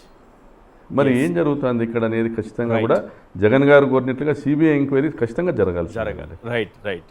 నెక్స్ట్ వీళ్ళ మన ఎమ్మెల్యేలు అనే అంశంపైన చర్చిద్దాం. థ్యాంక్ యూ సార్, చర్చలో జాయిన్ అయినందుకు, వాస్తవాలు ఏంటో వివరించినందుకు. వెంకటేశ్వరరావు గారు, మీ కుమారుణ్ణి అయితే తీసుకురాలేని సిచ్యువేషన్ అందరికీ తెలుసు, కానీ మీ కుటుంబానికైతే న్యాయం జరగాలని మాత్రం కోరుకుంటున్నాం. థ్యాంక్ యూ సార్, ఇవాళ చర్చలో జాయిన్ అయినందుకు. ఆనాకో రిటైర్డ్ జడ్జి, వాడి సంగతి చూస్తా. బండ బూతులతో విరుచుకుపడ్డ చంద్రగిరి టీడీపీ ఎమ్మెల్యే పులివర్తి నాని. ఏ ఒక్క మాటైనా సరే మీ చెవిలో పడితే మీ చెవిలో ఉన్న తుప్పు మొత్తం కూడా వదిలిపోతుంది. ఆ స్థాయిలో ఉన్నాయి బండబూతులు. ఈయనొక్కరే కాదు, మొత్తం టీడీపీ అంటే బూతుల పార్టీగా మారిపోయింది. ఒక్కొక్కరి బూతులు ఏ స్థాయిలో ఉన్నాయంటే ఎవరి చెవుల్లోనూ తుప్పు కాస్త కూడా మిగలకూడదు, ఆ రకంగా వదలగొట్టేలా ఉంటాయి వీళ్ళ బూతులు. 135 మంది ఎమ్మెల్యేలు ఎన్నికైతే టీడీపీలో 115 మందిపై క్రిమినల్ కేసులు ఉన్నాయండి సార్. మొత్తం డీటెయిల్గా చూపిస్తాం మీకు. ప్రజాస్వామ్యం అంటే గౌరవం లేదు, చట్టాలంటే గౌరవం లేదు, న్యాయస్థానాలంటే గౌరవం లేదు, న్యాయమూర్తులన్నా గౌరవం లేదు. నోరు విప్పితే బూతు పురాణాలు, అడుగు వేస్తే దాడులు, దౌర్జన్యాలు, అడుగు తీసి అడిగేస్తే అవినీతి దందాలు. రెడ్ బుక్ రాజ్యాంగాన్ని చూసుకుని మనల్ని ఎవర్రా ఆపేది అన్నట్లుగా కూటమి నేతలు రెచ్చిపోతున్నారు. దీనికి బెస్ట్ ఎగ్జాంపుల్ ఏంటో చెప్పనా? Chandragiri TDP MLA Pulivarthi Nani issue. ఒక రిటైర్డ్ జడ్జిని పట్టుకొని బండ బూతులతో రెచ్చిపోయాడు. ఏకంగా 100 కోట్ల భూ కబ్జా వ్యవహారం బయటకు రావడంతో బూతు పురాణం అందుకున్నాడు. బాధితులకు అండగా నిలిచిన రిటైర్డ్ జడ్జిపై మాటల్లో చెప్పలేని, చెవులతో వినలేని వ్యాఖ్యలు చేశాడు. ఆడియో రికార్డ్ బయటకు వచ్చిన సీఎం చంద్రబాబు నుంచి నో రియాక్షన్. ఒక్క పులివర్తి నాని మాత్రమే కాదు సార్, కూటమిలో 90% పైగా నేతల పరిస్థితి ఇలానే ఉంది. బూతులు, దాడులు, అవినీతి దందాలు. ఒక ఎమ్మెల్యే సొంత పార్టీ నేత ఇంటిపైకి బుల్డోజర్లతో వెళ్ళి బూతు పురాణం అందుకుంటారు. మరో ఎమ్మెల్యే అత్యాచారాలు చేసి అబార్షన్లు చేయిస్తాడు. ఇంకో ఎమ్మెల్యే సిమెంట్ కంపెనీలను బెదిరించి వసూళ్లకు దిగుతాడు. ఎన్టీఆర్ తల్లిని దూషించి బాబు దగ్గర మార్కులు కొట్టేస్తాడు మరో ఎమ్మెల్యే. ఇలా ఎవరి టాలెంట్ వాళ్ళు చూపించేస్తున్నారు సార్. ముందుగా పులివర్తి నాని 100 కోట్ల భూ కబ్జా, బూతు పురాణం రెండింటి గురించి తెలుసుకోవాలి. ఒకసారి ఆయన ఏం మాట్లాడారో వినండి, చెవులు రెక్కరించి మరీ వినండి. చాలా వరకు బీప్ వేసేసాము, అయినా సరే మీ చెవుల్లో ఉన్నటువంటి తుప్పు వదిలిపోతుంది. ఒకసారి వినిపించండి సార్. మా ఊర్లో పుట్టిన కొడుకు వాడెవడో ఊర్లో పుట్టినాడు, వాడెవడో జడ్జి గాడు నా పేరు పెట్టిస్తాడు. రిటైర్డ్ జడ్జి రిటైర్డ్ కూడా చేసుకో, నాకు తప్పలే, రికార్డింగ్ కూడా చేసుకో. చెప్తా, హెల్ప్ చేయమంటా కానీ అది 50 కోట్లు, అది అమ్మితే కూడా 14 కోట్లు పోదు. అవునులేనా ఏమా నీకు చెప్పేది, అది కూడా కనుక్కుంటే 14 కోట్లు పోదు. 50 కోట్లు అని పెడితే నువ్వు దానికి వత్తాసంటే నిజం కనుక్కో లోకేష్. మనము ఈ రోజు నాకేం కాదు లోకేష్, నేను తప్పు. ఒక్క నిమిషమా, చెవిరెడ్డి చేస్తాడు, వాడు ఇంకా నరకం చూపిస్తాను చూడు. నేను చెప్తాను, దీని వెనకాల ఎవడు ఉండడు, వాడికైతే నరకం చూపిస్తాను. నేను అది చూస్తాలేనా, ఒకసారి క్లియర్ చేసేద్దాంలేనా. మా వాళ్ళ తల్లిని తిట్టకూడదు కానీ నా కొడుకు వాడు ఇప్పుడు ఇంకా బాధలు పడి అనిపిస్తా ఉన్నాడు, ఇంకా అనిపిస్తాడు. నాకు వాడిని అయితే వదిలేదు ఉండదు నా కొడుకుని. ఇంకా ఈ రోజు నుంచి ఇంకా నాకు కసి పెరుగుతా ఉంది. దొంగోట్ల కేసులు ఓపెన్ చేస్తాను నా కొడుకుని. వాళ్ళు ఎవరిని పెట్టుకుని వాళ్ళకి అసలు ఇంకా ఏజ్ వాళ్ళు నేను ఏం మాట్లాడకూడదు, నేను కంప్లైంట్ ఇచ్చేసుంటా. అవునులేనా ముసలోళ్ళు స్టేషన్ పిలిపికూడదనుండా అవునులేనా అవునులేనా వాళ్ళకి నేను నా బినామీ లెవెల్ అసలు పాపం వాడు అశోక్ రెడ్డి అని ఫోటో పెట్టినారు కదా పాపం అవునులే వాడికి ఏం తెలియదు మా పాపం ఇది ఇంకెట్లుంటే ఎట్లా చెప్పు అంతా క్లియర్ నేను మొత్తం చేసుకొని క్లియర్ చేసేద్దాంలేనా ఏం ఫీల్ అవుతున్నా నేను నీ దగ్గర చెప్పేది కూడా నీ దగ్గర కూడా నేను కొట్లాడే ధైర్యం ఉంది అది ఉంది కాబట్టి మా నేను నాకు అడుగుతున్నాను మన అన్న. ఇద్దరికి ఉంది కాబట్టి నీకు ఫోన్ చేసిన నేను ఇంకెవరికి ఫోన్ చేయలే అవును నాకు అవునులే నువ్వు అనేసి నీకు ఫోన్ చేసిన నేను ఎవరికి చేయలే తప్పనిసరిగా ఎందుకంటే అన్న నిజంగా వాడితే శివరెడ్డి ఆ? లేదులేనా అది ఒకసారి డిస్కస్ చేసి క్లియర్ చేసేస్తాంలేనా ఇప్పుడు చేసేమా అట్లేనా అన్న వచ్చు 100 కోట్లు విలువ చేసేటటువంటి భూమి అంట. 85 ఏళ్ల వృద్ధుడు ఆయన భార్య 85 ఏళ్ళు ఉంటాయంట ఆయనకి. ఆ వృద్ధుల దగ్గర నుంచి కొట్టేశారనేది ఆరోపణ. కష్టపడి రూపాయి కూడబెట్టి వచ్చిన డబ్బులు అన్నీ కలిపి ఏదో కొంత కొలుతూ కొన్ని ఎకరాలు భూమి కొన్నారు. ఇప్పుడు దాన్ని వీళ్ళు ఏదో మాయ చేశారు, అది కొట్టేసేటటువంటి ప్రయత్నం. దీంట్లో పంపకాలకు సంబంధించి పైగా అత్యంత బాధాకరమైనటువంటి విషయం ఏంటంటే ఈ వృద్ధ దంపతుల తరపున లాయర్గా ఉన్నటువంటి వ్యక్తి రిటైర్డ్ జడ్జి. అంటే ఒక రిటైర్డ్ జడ్జి అని లేదు, ఒక న్యాయవాదని లేదు, ఒక న్యాయమూర్తిని లేదు, వాళ్ళ తల్లిని కూడా దూషిస్తున్నాడు. ఇంతకంటే దుర్మార్గం ఉంటుందా? పవన్ కళ్యాణ్ గారు చాలా అద్భుతమైనటువంటి ఎటువంటి మాటలు చెప్తారంటే ఆయన చెప్పేటటువంటి సూక్తులు, ఆయన చెప్పేటటువంటి సుభాషితాలు ఈ ప్రపంచంలో ఎవరో చెప్పరు. సార్ వింటున్నారా పవన్ కళ్యాణ్ గారు ఏ రకంగా ఉందో భూతు పురాణం? ఒక్క రిటైర్డ్ జడ్జినే కాదు, మాజీ ఎమ్మెల్యే చెవిరెడ్డి భాస్కర్ రెడ్డి కుటుంబంలోని మహిళలను కూడా, రిటైర్డ్ జడ్జి తల్లిని, చెవిరెడ్డి భాస్కర్ రెడ్డి కుటుంబంలోని మహిళల్ని కూడా దారుణంగా దూషిస్తున్నాడు. మరి ఏంటి సార్ మన సనాతన ధర్మం ఇదే నేర్పించిందా? మన సనాతన ధర్మంలో ఇలాంటి బూతులకు ఏమైనా స్పెషల్ పర్మిషన్ ఉందా? యాక్షన్ తీసుకోమని అడగాలి కదా, మీరే కదా ప్రజల తరపున ప్రశ్నించే పార్టీని పెట్టింది. మరి అడగాలి, మీరు ఖచ్చితంగా అడగాలి. ఇక లోకేష్ గారు అయితే మహిళల జోలికి ఎవరు వచ్చినా నేను ఒప్పుకోను, నా తల్లిని దూషించారు అంటారు. ఎంతమంది తల్లుల్ని తిడుతున్నాడో విన్నారా లోకేష్ గారు? ఏ రకంగా తిడుతున్నారో విన్నారా? నేను బీప్ వేశాను, దయచేసి మీరు కూడా అలాంటిదే వినండి. లోకేష్ గారు అవకాశం ఉంటే వినండి సార్, కానీ ఎట్టి పరిస్థితుల్లో ఆ బీప్ లేని మాటలు మాత్రం వినకండి. ఆ బూతులు మీరు వినలేరు. అంత దారుణమైన మాటలు స్త్రీల గురించి, మహిళల గురించి, ఇంట్లో ఉన్న ఆడవాళ్ళ గురించి, తల్లి గురించి, పెళ్ళాం గురించి ఏం మాట్లాడుతున్నారు సార్ వీళ్ళు? ఏం బూతులు ఇవి? ప్రజలు ఎన్నుకున్నది, మిమ్మల్ని ప్రజాప్రతినిధులను చేసింది ఈ బూతులు మాట్లాడడానిక? నాకు తెలిసి ఈ చంద్రగిరి నియోజకవర్గంలో భువనేశ్వరి మేడం గారు కూడా పులివర్తి నాని గారి కోసం ప్రచారం చేశారని విన్నాను. వాస్తవం కాదో తెలియదు, అది సబ్జెక్టు కరెక్షన్, అది పక్కన పెడదాం. కానీ మహిళల గురించి మాట్లాడినప్పుడు నేను మేడంను కూడా రిక్వెస్ట్ చేస్తున్నా, మేడం మీరు కూడా జోక్యం చేసుకోవాలి. ఇలా మాట్లాడడం తప్పు, అతనిపైన ఏం యాక్షన్ తీసుకుంటారు? ఇది ఈరోజు ప్రజలందరూ అడుగుతున్నది. అదే సమయంలో న్యాయవాదులు, న్యాయమూర్తులు తప్పనిసరిగా క్వశ్చన్ చేయాలి, దీన్ని తప్పనిసరిగా క్వశ్చన్ చేయాలి. న్యాయ వ్యవస్థ అంటే గౌరవం లేదు. చంద్రబాబు నాయుడు గారు అత్యంత అద్భుతంగా దాన్నేమంటారు, విశ్వాసం కలిగింది, ఆయన ఎక్కువగా నమ్మదగినది, ఆయనకి చాలా ఇష్టమైనటువంటి వ్యవస్థ ఏదైనా ఉందంటే అది న్యాయ వ్యవస్థ. ఆయన అంతగా ప్రేమిస్తారు ఆ వ్యవస్థని, అంతగా విశ్వసిస్తారు ఆ వ్యవస్థని. అటువంటి న్యాయ వ్యవస్థలోని న్యాయమూర్తులను, రిటైర్డ్ జడ్జిలను, న్యాయవాదులను ఈ విధంగా భూతు పురాణంతో తిడుతుంటే, తనకు అత్యంత ఇష్టమైన న్యాయ వ్యవస్థ పైన, అందులో న్యాయమూర్తిగా పనిచేసినటువంటి వ్యక్తి పైన ఈ రకంగా బూతులతో తిడుతుంటే, అతని తల్లిని తిడుతుంటే, చంద్రబాబు నాయుడు గారు మీకు అత్యంత ఇష్టం కదా న్యాయ వ్యవస్థ అంటే, మీరు కూడా స్పందించాలి సార్. రైట్, ఇదే కాదు, ఒక్కసారి కొన్ని క్లిప్స్ చూపించండి సార్, డిబేట్ స్టార్ట్ చేద్దాం. ఏ రకంగా ఉంది అరాచకం ఈ టీడీపీ ఎమ్మెల్యే? ఇలా చూడండి, ఏవో కొన్ని తీస్తే కొన్ని మాత్రమే బయటపడ్డాయి. అన్ని వేయడానికి ఈ స్క్రీన్ సరిపోదు సార్.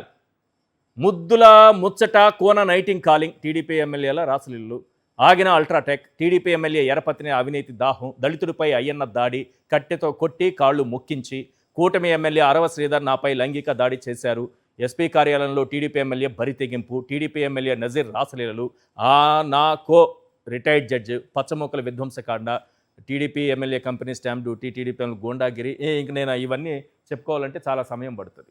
వీటిపైనే మాట్లాడదాం. ఎస్, తోపుదుర్తి ప్రకాష్ రెడ్డి గారు, వీళ్ళ మన ఎమ్మెల్యేలు సింపుల్గా సింపుల్ క్వశ్చన్, వీళ్ళ మన ఎమ్మెల్యేలు ప్రజలు ఈరోజు చెప్పుకోవాల్సినటువంటి పరిస్థితి. ఎందుకంటే చాలా డేటా ఉంది సార్, టైం లేదు. డేటా ఉంది కానీ టైం లేదు. టీడీపీ నుంచి ఎమ్మెల్యేలుగా ఎన్నికైన వాళ్ళలో దాదాపు ఈ కూటమిలోనే 90% మంది క్రిమినల్ కేసులు ఉన్నవాళ్ళట. ఈ పులివర్తి నాని మాట్లాడినటువంటి ఎన్నికైన వాళ్ళ మాటలపైన ఎంపికైన వాళ్ళ ఎంపికైన వాళ్ళు టీడీపీలో ఎమ్మెల్యేలుగా ఎంపికైన వాళ్ళు, టీడీపీ నుంచి ఎంపికైన వాళ్ళు ఆ, అంటే దావనబోయే దానాయిలకు కూడా టికెట్లు ఇచ్చారు. ఎన్నడూ రాజకీయం చూడని వాళ్ళకు, ప్రజలకు ఏ రోజు కూడా ఒక పావలా దానం చేయని వాళ్ళకు, ప్రజాసేవ చేయని వాళ్ళకు, ఎంఆర్ఓ కార్యాలయం ఎక్కడుందో, పోలీస్ స్టేషన్ ఎక్కడుందో తెలియని వాళ్ళకు కూడా డబ్బు సంచులు తీసుకొచ్చిన వాళ్ళకి టికెట్లు ఇచ్చారు. తర్వాత ప్రజాస్వామ్యాన్ని ఈవీఎంల ద్వారా కూని చేశారు. ఈరోజు వీళ్ళందరూ కూడా ఎన్నికైన ఎమ్మెల్యేలు కాదు కాబట్టి, కేవలం ఈవీఎంల ద్వారా ఎంపికైన ఎమ్మెల్యేలు కాబట్టి వీళ్ళ వరవడి ఇలాగే ఉంది, వీళ్ళ భాష ఇలాగే ఉంది, వీళ్ళ పద్ధతి ఇలాగే ఉంది. రేపు పొద్దున మళ్ళీ మనం అధికారంలోకి రావాలా, ప్రజలు మనల్ని గౌరవించాలా, ప్రజలకు మనం ఏం పని చేసినామనేసి ప్రజలు చూస్తారు, అది చూసే మ్యాండేట్ ఇస్తారనేటువంటి ఆలోచన ఏమాత్రం లేదు. కాబట్టి ఈవీఎంలు ఇచ్చినటువంటి ధైర్యంతో, చంద్రబాబు లోకేష్ల రెడ్ బుక్ రాజ్యాంగం ఇచ్చిన ధైర్యంతో వీళ్ళు పెట్టరైపోతూ ఉన్నారు. ఇది మీరు 134 మంది చెప్పారు, 134 మొత్తం 164 మందిలో కనీసం 150 మంది ఇదే పద్ధతే ఉంది. దీన్ని పేర్లు పెట్టాల్సిన పని లేదు. నువ్వు చిత్తూరు జిల్లా నుంచి శ్రీకాకుళం వరకు తీసుకోవచ్చు, అనంతపురం జిల్లా నుంచి కృష్ణా జిల్లా వరకు కూడా తీసుకోవచ్చు. ఎక్కడైనా ఎమ్మెల్యేలు వాళ్ళు ఇది మా రాజ్యం, మేము గెలిచినాం, ఈ 5 ఏళ్ళు మాదే, 5 ఏళ్ళ తర్వాత సంగతి తర్వాత చూద్దాం, తర్వాత టికెట్ ఇస్తారో ఇవ్వరో, పోటీ చేస్తామో లేదో, గెలుపు అవసరం లేదు, సంపాదించి పెట్టుకుందాం, దోచుకుందాం. కాదేది దోపిడీకి అనర్హం. ఏదైనా సరే నువ్వు పీడిఎస్ రైస్ కావచ్చు, ఇసుక కావచ్చు, మట్టి కావచ్చు, అక్రమ లిక్కర్ కావచ్చు, నీకు ఏదైనా సరే దోచుకోవడమే విధానంగా పనిచేస్తూ ఉన్నారు. ఇది ఏ స్థాయిలో ఉందంటే తెలుగుదేశం పార్టీ కార్యకర్తలకే అసహ్యం కలిగి వీళ్ళ నామయం గెలిపించింది, వీళ్ళు గెలిచింది వాళ్ళు సంపాదించుకోవడానికా, వాళ్ళు దోచుకోవడానికా, మానోర్లు కొట్టడానికా అనేటువంటి విధంగా టీడీపీ క్యాడర్ కూడా తిరగబడేటువంటి పరిస్థితి ఉంది రాష్ట్రంలో. కానీ రిటైర్డ్ జడ్జిలు కూడా వదలరా? కాంగ్రెస్ ఆ పార్టీకి బూతులు ఏంటి సార్? సంబంధించి రిటైర్డ్ జడ్జి అని కూడా లేకుండా న్యాయ వ్యవస్థలో ఏం పనిచేసే లేదండి. న్యాయ వ్యవస్థలో ఉన్న వాళ్ళైనా అంతే. నా దారికి అడ్డం వస్తే రిటైర్డ్ జడ్జిలు ఏంటి, మెజిస్ట్రేట్లు ఏంటి, కలెక్టర్లు ఏంటి, ఐపీఎస్లు ఏంటి, ఎవరినైనా మాట్లాడడమే. ఉదాహరణకు మా దగ్గర చెప్తున్నా, కురుబ కిష్టప్ప గారని రిటైర్డ్ జడ్జి గారు, ఓకే, 14 ఇళ్లను ఈ ప్రభుత్వం కూల్చేసింది. ఒక అక్రమ ఆర్డర్ తీసుకొని వచ్చేసి, ఒక వేగ్ ఆర్డర్ తీసుకొచ్చి ఈ ప్రభుత్వము, పోలీస్ అధికారులు అందరూ దగ్గరుండి 14 ఇళ్లను కూల్చేశారు. దాదాపుగా 60 సంవత్సరాలుగా నివాసం ఉంటున్నటువంటి పేదలు పాపంపేట ప్రాంతంలో వాళ్ళ ఇళ్లను కూల్చేశారు. మన ప్రభుత్వంలో మేము జగనన్న గారు ఉన్నప్పుడు ఇది సక్రమమైనటువంటి పట్టాలు ఉన్నాయి, వీళ్ళు కొనుక్కున్నారు, వీళ్ళ నివాసాలన్నీ కూడా వీళ్ళవే, దీని జోలికి పోవడానికి లేదనేసి గవర్నమెంట్ నుంచి గవర్నమెంట్ ప్లీడర్ ద్వారా పిటిషన్ అఫిడవిట్ ఫైల్ చేశాం. సో అప్పుడు ప్రొటెక్షన్ ఇచ్చాం. కానీ ఈ ప్రభుత్వం వచ్చినాక డబ్బు తప్ప ఏమీ లేదు. నువ్వు 14 ఏళ్ళు కావంటే 14,000 ఏళ్ళు కొట్టుకో, మాకు ఏమి ఇస్తావు అనేది తప్ప ఈ ప్రభుత్వంలో ఏమి విధానం లేదు. ఓకే, జడ్జి గారు, రిటైర్డ్ జడ్జి గారు కిష్టప్ప గారికి తెలిసి, ఈ సమాచారం తెలిసి అక్కడికి వెళ్ళారు. 100 మంది పోలీసులు, తెలుగుదేశం పార్టీ నాయకులు, వీళ్ళు బాధితులు, వీళ్ళందరూ అక్కడ ఉన్నారు. వాళ్ళని ఎవరు కాపాడేవాడే లేడు. ఆయన వెళ్ళి, ఇది అన్యాయం అండి, నేను రిటైర్డ్ జడ్జిగా చెప్తున్నా, ఇదిగో మాకున్న ఆర్డర్ ఇది ఎప్పుడో స్తోత్రయందారులకు వాళ్ళకి అప్పజెప్పడం జరిగింది, వాళ్ళు అమ్ముకోవడం జరిగింది, ఈ కాగితాలు చూడండి అంటే ఆయన చొక్కా పట్టుకొని లాగి ఇసిరేశారు. ఇక్కడ తిట్టారు, అక్కడ చొక్కా పట్టుకొని లాగి ఇసిరేశారు. ఇదేమి రాజ్యం అండి, ఇంత దుర్మార్గం ఏందండి? ఒక రిటైర్డ్ జడ్జిని నా పరిస్థితి ఇలా ఉంటే సామాన్యులకు న్యాయం ఎక్కడ జరుగుతుందండి? దీనిపైన పోరాడాలని ఆయన మౌనంగా రోధించినారు, చెప్పుకొని బాధపడినారు మాతో. ఓకే, ఏంది ఇది, ఇంత అన్యాయం ఏంది? నేను ఒక బీసీ కులానికి, కురువ కులానికి సంబంధించినటువంటి రిటైర్డ్ జడ్జిని, కనీసం నాతో మాట్లాడి, అయ్యా చూపించండి మీ దగ్గర ఉన్న డాక్యుమెంట్స్ చూపించండి అని కూడా అడిగేటువంటి నాదుడు లేడా?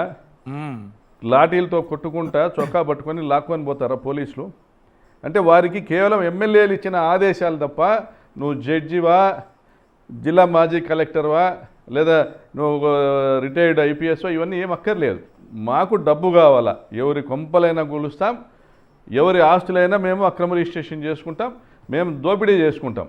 ఈ ప్రాంతంలో పాపంపేట ప్రాంతం, అనంతపురం సిటీ ఆనుకొని ఉన్నటువంటి ప్రాంతంలో దాదాపుగా ఒక 7-8 వేల ఇల్లు ఉన్నటువంటి కాలనీని రిజిస్టర్ చేసుకున్నారు.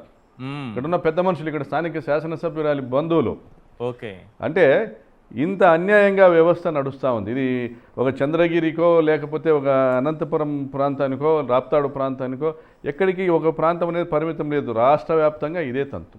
మేము డబ్బులు ఇచ్చాం, టికెట్ కొన్నాం, మేము డబ్బులు ఇచ్చాం, ఈవీఎంల ద్వారా మ్యాండేట్ కొన్నాం, ఇప్పుడు మేము సంపాదించాలా? వదిలేశారు చంద్రబాబు గారు కూడా. మీరు ఏమన్నా చేసుకోండి, దోచుకోండి, దాచుకోండి, ఏమన్నా చేసుకోండి, మనకున్న టైం ఇంతే, తర్వాత సంగతి తర్వాత చూద్దాం. కాబట్టి మానాలు ప్రాణాలు అసలు ఏందండి? మీ గ్యాంగ్ రేప్ ఏందండి? మైనర్ దళిత బాలికని గ్యాంగ్ రేప్ ఏందండి? హత్యలు ఏందండి? అసలు ఇవన్నీ పోలీసులు చేస్తున్నటువంటి దారుణాలు ఏందండి? మీకు ఆ ఎలక్ట్రికల్ దీంట్లో శ్మశానంలో మీరు శరీరాలు కాల్ చేస్తారా? బూడిద చేస్తారా? బూడిద కూడా ఇవ్వరా తల్లికి? ఇదేందండి? ఇదేం దొంగల రాజ్యమా, దోపిడీ రాజ్యమా? ఇది రౌడీ రాజ్యాంగమా, రెడ్ బుక్ రాజ్యాంగమా? ఏముందండి ఆంధ్రప్రదేశ్ రాష్ట్రంలో? బీహార్లో ఈరోజు చూస్తూ ఉన్నాం, ఒక భరత్ భూషణ్ తివారీ అని ఒక యువకుడు ప్రశ్నించాడని పోలీసులు చంపారు ప్రజల ముందర. తిరగబడుతున్నారు, వేల మంది జనం వీధుల్లోకి వస్తాం. ఒక పక్క బస్తర్ ప్రాంతంలో హిట్మాన్ హత్య చేశారు పోలీసులు. అంబానీలకి అదానీలకు భూముల ఇవ్వాల, 1000 ఎకరాల భూములు ఇవ్వాలని తిరగబడుతున్నారు గిరిజనులు. మరి ఆ తిరుగుబాటు కూడా ఖచ్చితంగా ఆంధ్రప్రదేశ్ రాష్ట్రంలో వస్తుంది. ఇది ఈరోజు బీహార్కి ఏమీ తీసుకోని విధంగా ఆంధ్రప్రదేశ్ రాష్ట్రం ఉంది. దీనికి కారణం చంద్రబాబు నాయుడు గారు. అసలు అవగాహన లేని ఒక వ్యక్తిని ఈరోజు షాడో ముఖ్యమంత్రిగా పెట్టారు చంద్రబాబు నాయుడు గారు, తన కుమారుణ్ణి. అతనికి కనీస అవగాహన లేదు, రాజ్యాంగం పట్ల గౌరవం లేదు, ప్రజల మాన ప్రాణాల పట్ల ఒక గౌరవం లేదు. తనకు నచ్చిన వాళ్ళు శాసనసభ్యులు ఎవరైతే బాగా దోచుకోగలుగుతారో వాళ్ళు ఆయనకు ఇష్టసకులు, దగ్గరగా ఉంటారు. నువ్వు ఎంతన్నా దోచుకో, నాకు ఏమి ఇస్తున్నావో అది మ్యాటర్స్, అంతే. నువ్వు ఏం చేస్తున్నావు, దీనివల్ల మంచి పేరు వస్తుందా చెడ్డ పేరు వస్తుందా ఏం లేదు. ఎందుకంటే మీడియా మొత్తం వాళ్ళ చేతుల్లో ఉంది. పచ్చ మీడియా మొత్తం ఆ ఎమ్మెల్యేని గొప్పగా చూపిస్తుంది, చంద్రబాబుని గొప్పగా చూపిస్తుంది, లోకేష్ని గొప్పగా చూపిస్తుంది, వాస్తవాల్ని మరుగునపడేలా చేస్తుంది. వాళ్ళ రోదనలు, బాధితుల రోదన అరణ్య రోదనలే తప్ప వాళ్ళ ఆక్రందనలు ఎవరికి వినపడవు, ఏ మీడియాకు వినపడవు. మీడియాను అడ్డు పెట్టుకొని, పోలీసులను అడ్డు పెట్టుకొని, తుపాకులను అడ్డు పెట్టుకొని ఈరోజు రాజ్యాంగాన్ని మానభంగం చేస్తుంది ప్రభుత్వం. ఇంత దుర్మార్గంగా ఉంది ప్రభుత్వం. ఇది ఎక్కువ రోజులు వీరికి మనుగడ లేదు. ప్రజలు ఈ పార్టీకి, ఈ ప్రభుత్వానికి సమాధి కట్టే రోజు కూడా దగ్గరలోనే ఉంది. ఒకసారి టీడీపీ, జనసేన, బీజేపీ నుంచి ఎంతమంది ఎమ్మెల్యేలుగా ఎన్నికయ్యారు, వాళ్ళపైన ఉన్నటువంటి క్రిమినల్ కేసులు ఏవి, ఎన్ని ఉన్నాయి, ఒకసారి స్క్రీన్ పైన చూద్దాం సార్. తెలుగుదేశం పార్టీ ఎన్నికైనటువంటి ఎమ్మెల్యేలు 135 మంది, క్రిమినల్ కేసులు ఉన్నవారు 115 మంది, సీరియస్ క్రిమినల్ కేసులు ఉన్నవారు 82 మంది. జనసేన పార్టీ 21 మంది ఎన్నికయ్యారు. క్రిమినల్ కేసులు ఉన్నవాళ్ళు 10 మంది, సీరియస్ క్రిమినల్ కేసులు ఉన్నవారు 7. ఇక భారతీయ జనతా పార్టీ ఎన్నికైన ఎమ్మెల్యేలు 8 మంది, క్రిమినల్ కేసులు ఉన్నవాళ్ళు 7 మంది. దీంట్లో మళ్ళీ లెక్క తీస్తే కొంత సీరియస్గా క్రిమినల్ కేసులు ఉన్న వాళ్ళు కూడా ఉన్నారు. ఇది ఇక్కడ కనిపిస్తున్నటువంటి లెక్క. దీనికంటే అద్భుతమైన లెక్క ఇంకొకటి చెప్తాను మీకు. ఏపీలో 96% మంది మంత్రులు నేర చరిత్రలు. ఇది ఏడీఆర్ రిపోర్ట్. వాళ్ళు ఇచ్చినటువంటి అఫిడవిట్ ఆధారంగా ఏడీఆర్ ఇచ్చినటువంటి రిపోర్ట్. చంద్రబాబు నాయుడు గారి మీద 19 క్రిమినల్ కేసులు, డిప్యూటీ సీఎం కొణిదెల పవన్ కళ్యాణ్ మీద 8. ఒకసారి చూడండి సార్, 96% మంది మంత్రులు నేర చరిత్రలు. చంద్రబాబు నాయుడు గారి పైన 19 క్రిమినల్ కేసులు, పవన్ కళ్యాణ్ గారి మీద 8 క్రిమినల్ కేసులు. ఇంకా ఉంటే ఒకసారి చూపించండి. నారా లోకేష్ గారు 17, వంగలపూడి అనిత గారు 7, అచ్చెన్నాయుడు గారు క్రిమినల్ కేసులు 13, నిమ్మల రామానాయుడు గారు సైకిల్ దొక్కి 20, ఈయన హైయెస్ట్ కనిపిస్తున్నారు. చింతమనేని ప్రభాకర్ గారు అత్యంత తక్కువగా ఉంది, 100 లోపే ఉంది, 94, 100 దాటలేదు. కొల్లు రవీంద్ర గారు క్రిమినల్ కేసులు 15, ఆయన సెంచరీకి దగ్గరలో ఉన్నారు, 100 దాటలేదు. Okay, right. తర్వాత వాసంశెట్టి సుభాష్ 12, శభాష్. కందుల దుర్గేష్ గారు 7. ఇంకా ఉంది, చాలా పెద్ద లిస్ట్ ఉంది నా దగ్గర. ఏడీఆర్ ఇచ్చినటువంటి రిపోర్ట్, ఇదేది నేను ఇచ్చిన మార్కులు కాదు సార్, ఏడీఆర్ ఇచ్చినటువంటి రిపోర్ట్. నేర చరిత్రలో నెంబర్ 1 మనమే. 96% మంది మంత్రులు నేర చరిత్రలే అంటూ ఏడీఆర్ ఒక రిపోర్ట్ ఇస్తే ఆ రిపోర్ట్నే మీకు ఇప్పుడు చూపించడం జరిగింది. సార్ శంకర్ గారు, ఈరోజు ఎమ్మెల్యేల పనితీరు ఎలా ఉంది? పులివర్తి నాని మాట్లాడినటువంటి మాటలు, అక్కడ 100 కోట్ల రూపాయల భూ కబ్జా అంశానికి సంబంధించి ఏం చెప్తారు? ఈశ్వర్ గారు, మీకు గుర్తుండే ఉంటుంది, ఒక ఎమ్మెల్యే టోల్ గేట్ దగ్గర టోల్ ఫీజు కట్టమని అడ్డుకుంటే, అవును, కళ్యాణదుర్గం ఎమ్మెల్యే అమిలినేని సురేంద్రబాబు మొదటిసారి గెలిచారు. టోల్ గేట్ ఫీజు ఎంత ఉంటుంది? మహా అయితే 200, మాక్సిమం 300 ఉంటుందేమో. తన వాహనానికి అనుమతి ఇచ్చి తన అనుచరుల వాహనానికి అనుమతి ఇవ్వలేదని 300 రూపాయల కోసం టోల్ గేట్ సిబ్బంది మీద దాడి చేసి, దౌర్జన్యం చేసి, రౌడీయుధం చేసి చెలరేగిపోయినటువంటి వీడియోలు మనం అంతా చూసాం. అంటే 200-300 రూపాయల కోసం అలా తెగించినటువంటి వాళ్ళు 100 కోట్ల రూపాయల విలువైన భూమిని ఊరికినే వదిలేస్తారా? వదులుతారా ఎవరినైనా? అందులో రిటైర్డ్ జడ్జి ఏంటి, మరొకరేంటి, ఎవరైతే ఏంటి, ఇప్పటికే రాష్ట్రంలో అడ్డొచ్చినటువంటి వాళ్ళు ఎవరైనా సరే వాళ్ళని ఉపేక్షించేది లేదు అనే సంకేతాన్ని ఈ ప్రభుత్వం పంపిస్తోంది. మనం చూసాం, జూనియర్ ఎన్టీఆర్ తల్లిని ఒక ఎమ్మెల్యే తీవ్రంగా దూషిస్తే, అనంతపురం ఎమ్మెల్యే ప్రసాద్ అంత దారుణంగా బూతులతో విరుచుకుపడితే కనీసం ఆ ఎమ్మెల్యే మీద ఏమైనా చర్య తీసుకున్నారా? అలాంటి ప్రయత్నం వద్దని ఏమైనా నియంత్రించారా? అంటే అర్థం ఏంటి? జూనియర్ ఎన్టీఆర్ తల్లి లాంటి వాళ్ళని కూడా, అంటే ఎన్టీఆర్ కుటుంబ సభ్యులను కూడా కించపరిచిన, హీనంగా దూషించిన, బహిరంగంగా బాహాటంగా అత్యంత హీనంగా మాట్లాడినా తెలుగుదేశం పార్టీ నాయకత్వం ఎటువంటి చర్యలు తీసుకోదు. ఎవరిని కొట్టినా, ఎవరి మీద దాడి చేసినా ఏమీ అనదు అనేటువంటి సంకేతాన్ని టీడీపీ అధిష్టానం చాలా సుస్పష్టంగా పంపించింది. ఇప్పుడు కాదు, ఏడాదిన్నర క్రితమే గట్టిగా ఒక మాట ఒక జర్నలిస్టు మాట్లాడితే, అంటే పవన్ కళ్యాణ్ గారు ఏం మాట్లాడారో అదే భాషను ఒక జర్నలిస్టు మాట్లాడితే, లేకపోతే ఒక జర్నలిస్టు ఒక వీడియో చేస్తే తీసుకెళ్ళిపోతున్నారు కదా. మరి పులివర్తి నాని గారు ఇలా మాట్లాడినప్పుడు ఇవే వినిపించవా? వీళ్ళకి కనిపించవా? ఆంధ్రప్రదేశ్ లో రూల్స్ వర్తించవండి కొందరికి, వాళ్ళకి రూల్స్ అతీతం. కొందరు ఏం చేసినా చెల్లుబాటు అవుతుంది అనేటువంటి ఒక కొత్త రాజ్యాంగం, రెడ్ బుక్ అని పేరు పెట్టారా, మరో పేరైనా, ఏదైనా కానీ అలాంటి ఒక కొత్త రూల్స్ ఆంధ్రప్రదేశ్ లో అమలు అవుతున్నాయి. పవన్ కళ్యాణ్ ఏం మాట్లాడారో అయ్యే మాటలు మాట్లాడితే నేరం, కానీ అంతకన్నా దిగజారి మాట్లాడినటువంటి ఎమ్మెల్యేలు, నేతలు, మంత్రులే నేరుగా పవన్ కళ్యాణే, ఆయనే తక్కువేం మాట్లాడలా, బహిరంగంగానే తొక్కి నారతీస్తా అని చాలా రౌడీయుజంగా ఒక గూండాలాగా ఆయన బాహాటంగా మాట్లాడుతున్నారు. ఉప ముఖ్యమంత్రి హోదాలేనే అలా మాట్లాడితే ఇక ఆయన కింద ఉన్నటువంటి మంత్రులు, ఆ కింద ఉన్నటువంటి ఎమ్మెల్యేలు వీళ్ళు ఇంకా ఎందుకు కూరుకుంటారు? పైగా అలా మాట్లాడినటువంటి ఎమ్మెల్యేలని అభినందిస్తున్నటువంటి చరిత్ర కూడా ఉంది. గతంలో బండారు సత్యనారాయణమూర్తి కావచ్చు, నిన్నగాక మొన్న మాట్లాడిన కందులు దుర్గేష్, పంతం నానాజీని కావచ్చు, ఇలాంటి వాళ్ళందరినీ స్వయంగా పవన్ కళ్యాణ్ అభినందిస్తున్నారు. అంటే బూతులు మాట్లాడేటటువంటి వాళ్ళని మరింత రెచ్చగొడుతూ, మరిన్న మాట్లాడమని ప్రోత్సహిస్తూ, అలా మాట్లాడమే తమ ఘనతగా చెప్పుకుంటూ ఇదంతా సాగుతుంది. కానీ ఇదే సమయంలో విడ్డూరం ఏంటంటే, బూతులన్నీ అధికార పార్టీ నేతలు మాట్లాడుతున్నారు, కానీ ఇప్పుడు విపక్షాన్ని బూతుల పార్టీ ఇప్పుడే కాదు, అనేటువంటి ఎన్నికలకు ముందు నుంచి కూడా బూతుల పార్టీ అని ఒక ముద్ర వేయటంలో, బూతుల పార్టీ అని ప్రచారం చేయటంలో బాగా సక్సెస్ అయ్యారు. ఈ వీళ్ళు మాట్లాడుతున్నటువంటి బూతులైతే ఇప్పుడు టీడీపీ నాయకులు, లేకపోతే కూటమి నాయకులు, మొన్న ఒక పంతం నానాజీ ఆయన మాట్లాడినటువంటి మాటలు అవి కూడా మనం విన్నాం.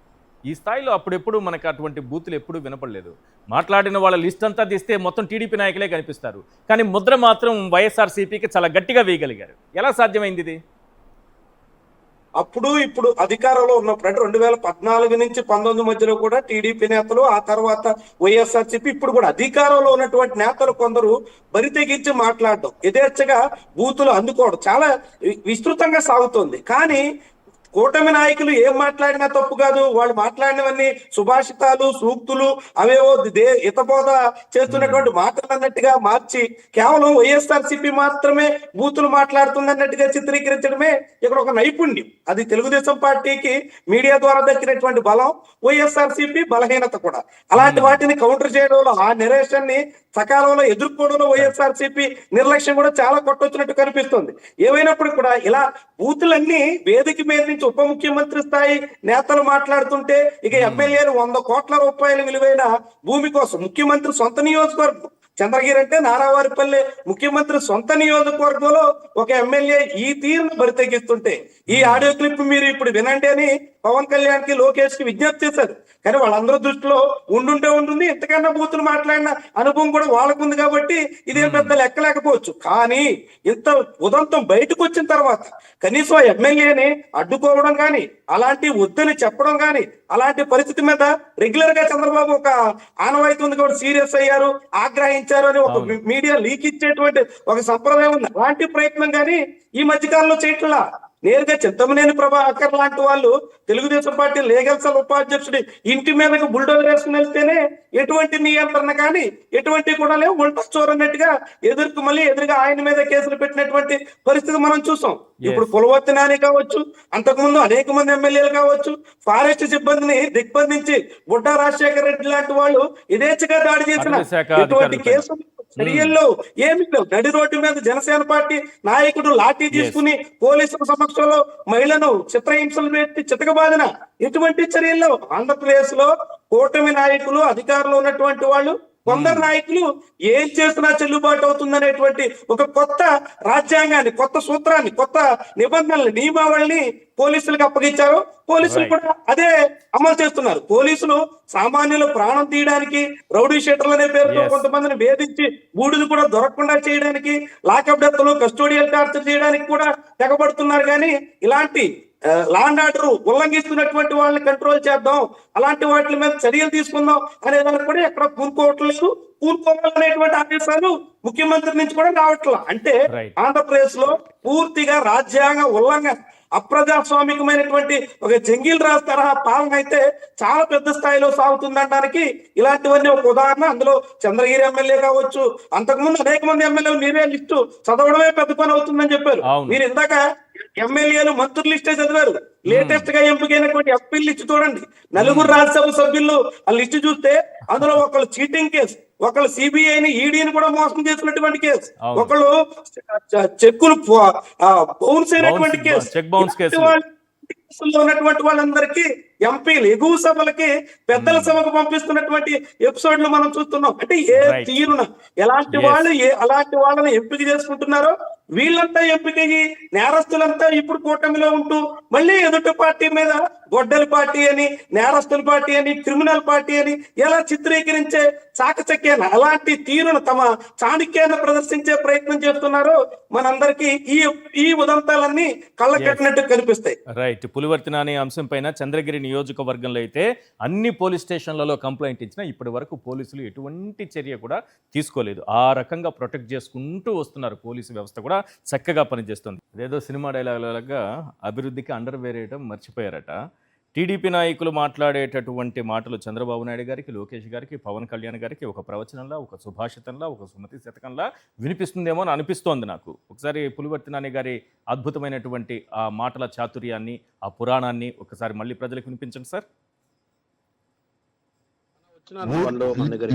ఊర్లో పుట్టిన కొడుకు వాడెవడో ఊర్లో పుట్టినాడు, వాడెవడో జడ్జి గాడు నా పేరు పెట్టిస్తాడు. Retired judge. రిటైర్డ్ కూడా చేసుకో, నాకు తప్పలే. రికార్డింగ్ కూడా చేసుకో. చెప్తా, హెల్ప్ చేయమంటా కానీ అది 50 కోట్లు, అది అమ్మితే కూడా 14 కోట్లు పోదు. అవునులేనా ఏమా నీకు చెప్పేది? అది కూడా కనుక్కుంటే 14 కోట్లు పోదు. 50 కోట్లు అని పెడితే నువ్వు దానికి వత్తాసంటే నిజం కనుక్కో లోకేష్. మనము ఈ రోజుతో నాకేం కాదు లోకేష్. నేను తప్పు, ఒక్క నిమిషమా. చెవిరెడ్డి చేస్తాడు, వాడు ఇంకా నరకం చూపిస్తాను చూడు. నేను చెప్తాను, దీని వెనకాల ఎవడు ఉండడు, వాడికైతే నరకం చూపిస్తాను. నేను అది చూస్తాలేనా, ఒకసారి క్లియర్ చేసేద్దాంలేనా. వాళ్ళ తల్లిని తిట్టకూడదు కానీ నా కొడుకు వాడు ఇప్పుడు ఇంకా బాధలు పడి అనిపిస్తా ఉన్నాడు. ఇంకా అనిపిస్తాను నాకు. వాడిని అయితే వదిలేదు ఉండదు నా కొడుకు. ఇంకా ఈ రోజు ఈశ్వర్ గారు. ఎస్ సార్, చెప్పండి. ఇందాక శేఖర్ గారు మాట్లాడారు, అమిలినేని సురేంద్రబాబు అనేటువంటి ఒక ఎమ్మెల్యే గురించి మాట్లాడారు. అవును. ఇతను 2014లో ఇతను care of platform. Chandrababu Naidu గారు అప్పుడు ముఖ్యమంత్రి అయినాక ఆ రోజు ఇరిగేషన్ మినిస్టర్, ఆయన పేరు దేవినేని నెహ్రూ ఉన్నారు. అప్పుడు 60C కింద 100 కోట్ల వర్కులు నామినేషన్ బేసిస్లో ఈయన సొంతం చేసుకున్నారు. ఓకే. వాటి అంచనాలు కూడా ఇబ్బడి ముబ్బడిగా పెంచుకొని దోచుకున్నారు. ఎస్. నో ఎంక్వైరీ తర్వాత వచ్చిన ప్రభుత్వం, మా ప్రభుత్వం గురించి చెప్తున్నాను. ఇతను 100 కోట్ల రూపాయలు నకిలీ స్టాంపుల కుంభకోణంలో కూడా ఇతను ముద్దాయి. ఇతను 100 కోట్ల రూపాయల లోన్, నాకు తెలిసి 1300-1400 కోట్ల రూపాయల లోను బ్యాంకుల నుంచి తీసుకున్నాడు. దాంట్లో కూడా వాల్యుయేషన్ పెంచడము, నకిలీ డాక్యుమెంట్స్ పెట్టడము, ప్రాపర్టీ డాక్యుమెంట్స్ నకిలీ పెట్టడము చేశాడు. No enquiry. మరి ఇదే అమిలేని సురేంద్రబాబు బ్యాంకులను మోసం చేశాడు, రిజిస్ట్రేషన్ కార్యాలయాలు మోసం చేశాడు. ఏపీ ప్రభుత్వం వారిదే కాబట్టి వారు అనుకున్నట్లుగా చేశాడు. ఏదైనా ఈఎండీలు ఇచ్చాడు, బ్యాంక్ గ్యారంటీలు ఇచ్చాలంటే నకిలీవే ఉంటాయి, ఒరిజినల్ ఇవ్వడు. తర్వాత ఎప్పుడో బిల్లులు వచ్చినప్పుడు దాన్ని సబ్స్టిట్యూట్ చేస్తాడు. నేషనల్ హైవే అనంతపూర్ నుంచి నేషనల్ హైవే 544D అనుకుంటా, తాడిపత్రి అమరావతికి వెళ్ళేటువంటి హైవేలో టెండరు నకిలీ డాక్యుమెంట్లతో దాదాపుగా హ్యామ్ ప్రాజెక్ట్ 850 కోట్ల ప్రాజెక్ట్ చేజెక్కించుకున్నాడు ఇతను. No enquiry. తెలుగుదేశం ప్రభుత్వంలో 14 నుంచి 19 వరకు దోచుకున్నాడు. ఇతను కాంట్రాక్టర్ ఎవరి దగ్గరికైనా వెళ్తాడు. నీకు 2019లో కొంతమంది ఆల్ పార్టీస్, ఆ పార్టీ క్యాండిడేట్లను ఈ పార్టీ క్యాండిడేట్ ఎమ్మెల్యే అభ్యర్థులకు అందరికీ డబ్బులు ఇచ్చినాడు. మళ్ళీ మా ప్రభుత్వం వచ్చింది, బిల్లుల కోసం మళ్ళీ తిరిగినాడు. మళ్ళీ మా జగన్ గారి దగ్గరికి మా ఎమ్మెల్యేలను, మంత్రులను అందరిని తీసుకొని తిరిగి ఆయన పనులు నిలబెట్టుకున్నాడు, ఆయన ఆదాయము చేసుకున్నాడు. ఇంకా బలుపు రాదండి ఇతనికి, మాటలు రావండి ఇతనికి. 100 రూపాయల టోల్గేట్ విషయం మాట్లాడుకుంటా ఉన్నాము. 100 కోట్లు కొట్టిన దొంగ ఇతను. బలుపు 100 రూపాయలు కట్టలేరా? మరి ఈ బలుపు మేము ఎందుకు కట్టాలా? మా ప్రభుత్వం, మా దురహంకారము. మీరెవడరా మమ్మల్ని ఆపేది? ఇది ఆ బలుపు దించాలా, ఆ బలుపు దించాలా. ఖచ్చితంగా రాబోయే రోజుల్లో జగనన్న సీఎం అవుతారు, ఖచ్చితంగా కూడా ఆ బలుపు దిగుతుంది. మీరు జూనియర్ ఎన్టీఆర్ గారిని తిట్టారని మాట్లాడారు. అవును, ఫినిష్ చేస్తా. జూనియర్ ఎన్టీఆర్ గారిని తిట్టారని మాట్లాడారు మా అనంతపూర్ శాసనసభ్యుడి గురించి. జూనియర్ ఎన్టీఆర్ గారి తల్లిని తిట్టారనేసి. అవును. మరి దీంట్లో మేము ఒక దేనికి న్యూట్రల్గా ఒక రామారావు గారి కోడల్ని గౌరవించే విధంగా మేము మాట్లాడి తప్పని చెప్పాము. మరి ఈయనకు లేదండి, లోకేష్కి లేదా, వాళ్ళకి అత్త కాదా, చంద్రబాబు నాయుడు గారికి బుద్ధి లేదా, కడుపుకు అన్నం తింటున్నారా, ఏం తింటారండి, దండించాలనే అతను లేదా? మందలించారంట కదా, ఆగ్రహం వ్యక్తం చేశారట. పేపర్లో వచ్చింది, ఎక్కడ ఆగ్రహం ఎప్పుడో తెలియదు కానీ ఆంధ్రజ్యోతిలో కనిపించింది ఆగ్రహం వ్యక్తం చేసిన చంద్రబాబు అని. కొంతమంది ఎమ్మెల్యేల నవ్వుతూ మాట్లాడి డైరెక్ట్ ఈ విషయం జాగ్రత్తగా మాట్లాడుకోవాలి అని చెప్పారు. చెప్పండి. కొంతమంది ఎమ్మెల్యేల తీరుపై చంద్రబాబు నాయుడు గారు సీరియస్ అయ్యారు అని రాశారు ఆ రోజు పేపర్లో. ఆ కొంతమందిలో ఈయన కూడా ఉన్నారట. రాశారని వాళ్ళ పేపర్ పోతారు, అట్లా తుడుచుకొని వచ్చేస్తారు అంతే. లోపల పోతాడు ఆయన, ఏదో అంటాడు నవ్వుకుంటూ అన్నారా? వీళ్ళను ఎమ్మెల్యేలని మాట్లాడితే.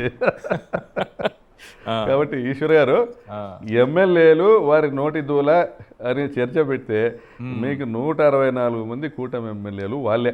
ఎందుకంటే they are not elected by public, they are selected by EVMs. Right. Shankar గారు, చంద్రబాబు నాయుడు గారి చేయి కూడా దాటిపోతున్నారా ఈ ఎమ్మెల్యేలు అనే ఒక అనుమానం కలుగుతుంది. ఒకవేళ వీళ్ళని కంట్రోల్లో పెట్టడం అంటే ఈ బూతులనే కాదు, ఈ దోపిడీ కానీ, ఇసుక దోపిడీ కానీ, ఈ వీళ్ళు చేస్తున్న దౌర్జన్యాలు కానీ, దాడులు కానీ, లేకపోతే మహిళల పట్ల వ్యవహరిస్తున్న తీరు కానీ, ఇవన్నీ ఒకవేళ చంద్రబాబు నాయుడు గారు కంట్రోల్లో పెట్టాలనుకున్నా కంట్రోల్లో ఆయన చేతిలోకి ఉంటారా, దాటిపోయారా వీళ్ళు? మనం అవసరంలా, అది ఆంధ్రజ్యోతి పత్రికలోనే రాశారు, ఎమ్మెల్యేలు చేయి దాటిపోయారు, ముఖ్యమంత్రిని ఖాతరు చేయట్లేదు అని. ఎక్కడి నుంచి వస్తుంది ఆ ధైర్యం? ఒక సీఎం ని కాదని, పార్టీ అధినేతని కాదని వాళ్ళకి అంత ధైర్యం ఎక్కడి నుంచి వస్తుంది? విచిత్రం. మీరు కేవలం పార్టీ నాయకులే కాదు, ఇప్పుడు అధికారులు కూడా సీఎం మాట వింటున్నారా లేదా అని అనుమానం. మీరు చూడండి, పొగాకు కిలో 200 రూపాయలు తక్కువ కాకుండా కొనుగోలు చేయాలి అని సీఎం ఆదేశించారు. కానీ మార్కెట్ లో 160 రూపాయలు ఇస్తున్నారు. సీఎం హామీ అమలు చేయండి, సీఎం చెప్పింది చెయ్యండి అని ఒంగోలు కలెక్టరేట్ ముందు పొగాకు రైతులు ఆందోళనకు పూనుకోవాల్సి వచ్చింది. కానీ పరిష్కారంలా ఈ రోజు కూడా ముఖ్యమంత్రి సమీక్షలో నిర్ణయం చేసి వ్యవసాయ శాఖ మంత్రి బయటకు వచ్చి మీడియా ముందు ప్రకటించినటువంటి మాట అమలు కావట్లా. అంటే ఆంధ్రప్రదేశ్ లో ఎమ్మెల్యేలు, మంత్రులు, చివరికి అధికారులు ఎవ్వరు చంద్రబాబు మాటని వింటలేదనే దానికి ఇది ఒక సంకేతం. మీరు ఇంకొక విడ్డం, ఆక్వా ఫీడ్ ధర పెంచేస్తే ఆ తయారీ ఉత్పత్తిదారులు ఏకబిగిన 12 రూపాయల పైగా పెంచేస్తే 4 రూపాయలు తగ్గించాలి అని ప్రభుత్వం ఆదేశించింది. ముఖ్యమంత్రి చెప్పారు స్వయంగా. కానీ ఆ తయారీదారులు 2 రూపాయలు తగ్గిస్తామని చెప్పి ఆచరణలో కొన్ని చోట్ల రూపాయి తగ్గించారు, కొన్ని చోట్ల రూపాయి కూడా తగ్గించకుండా పంచపాండవులు మంచకోళ్లు సామెతలాగా మార్చేశారు. అక్కడ కూడా ముఖ్యమంత్రి మాట నడవట్లా. అంటే చంద్రబాబు మాటని అటు ఎమ్మెల్యేలు ఖాతరు చేయటం లేదు, మంత్రులు లెక్క చేయటం లేదు, అధికారులు పట్టించుకోవట్లేదు. అంటే ఆంధ్రప్రదేశ్ లో పరిపాలన ఎలా ఉందో మామిడి రైతులకు కూడా అనేటువంటి అలాగే జరిగింది అనుమానం కదా కూడా సార్? కలగకమానదు.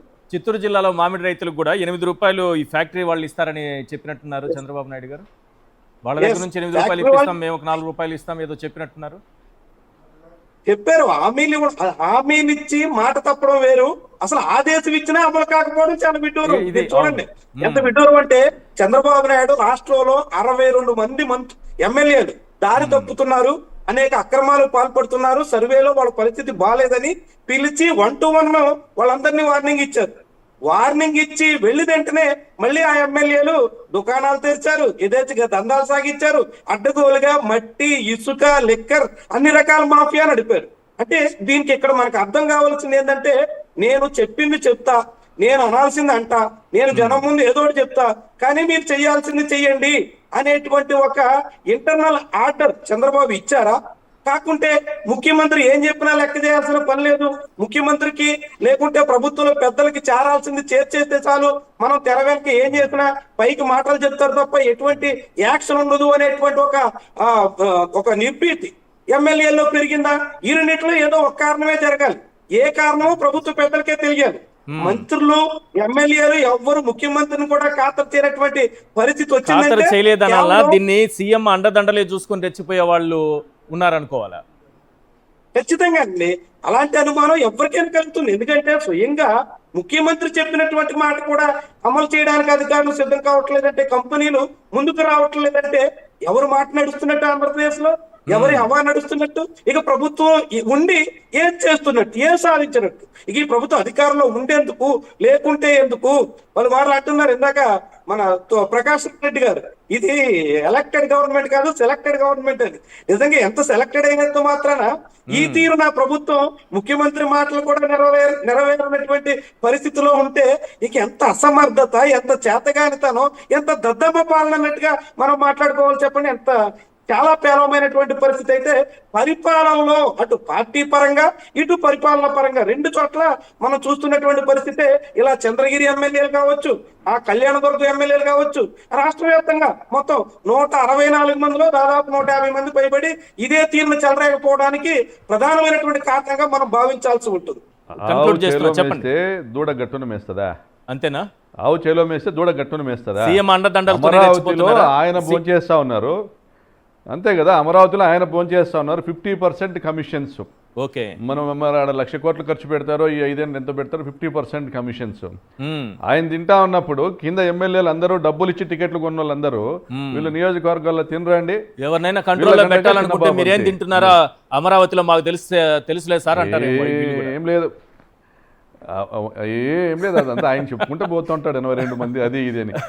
మీరు తోసేయండి కింద ఈయన చెప్పుకుంటూ పోతుంటాడు. Right, thank you sir. Thopudurthi Prakash Reddy garu చర్చలో పాల్గొన్నందుకు, శంకర్ గారు అలాగే శేఖర్ రెడ్డి గారు జాయిన్ అయ్యారు కానీ వారితో మాట్లాడించలేకపోయినా సాంకేతిక సమస్య వల్ల. థ్యాంక్ యూ అండి శేఖర్ రెడ్డి గారు అండ్ సారీ. ఇది వాళ్ళ చర్చా కార్యక్రమం. చూస్తూనే ఉండండి సాక్షి టీవీ. మరిన్ని అప్డేట్స్ కోసం ఛానల్ను సబ్స్క్రైబ్ చేయండి. నోటిఫికేషన్స్ కోసం బెల్ ఐకాన్ పై క్లిక్ చేయండి.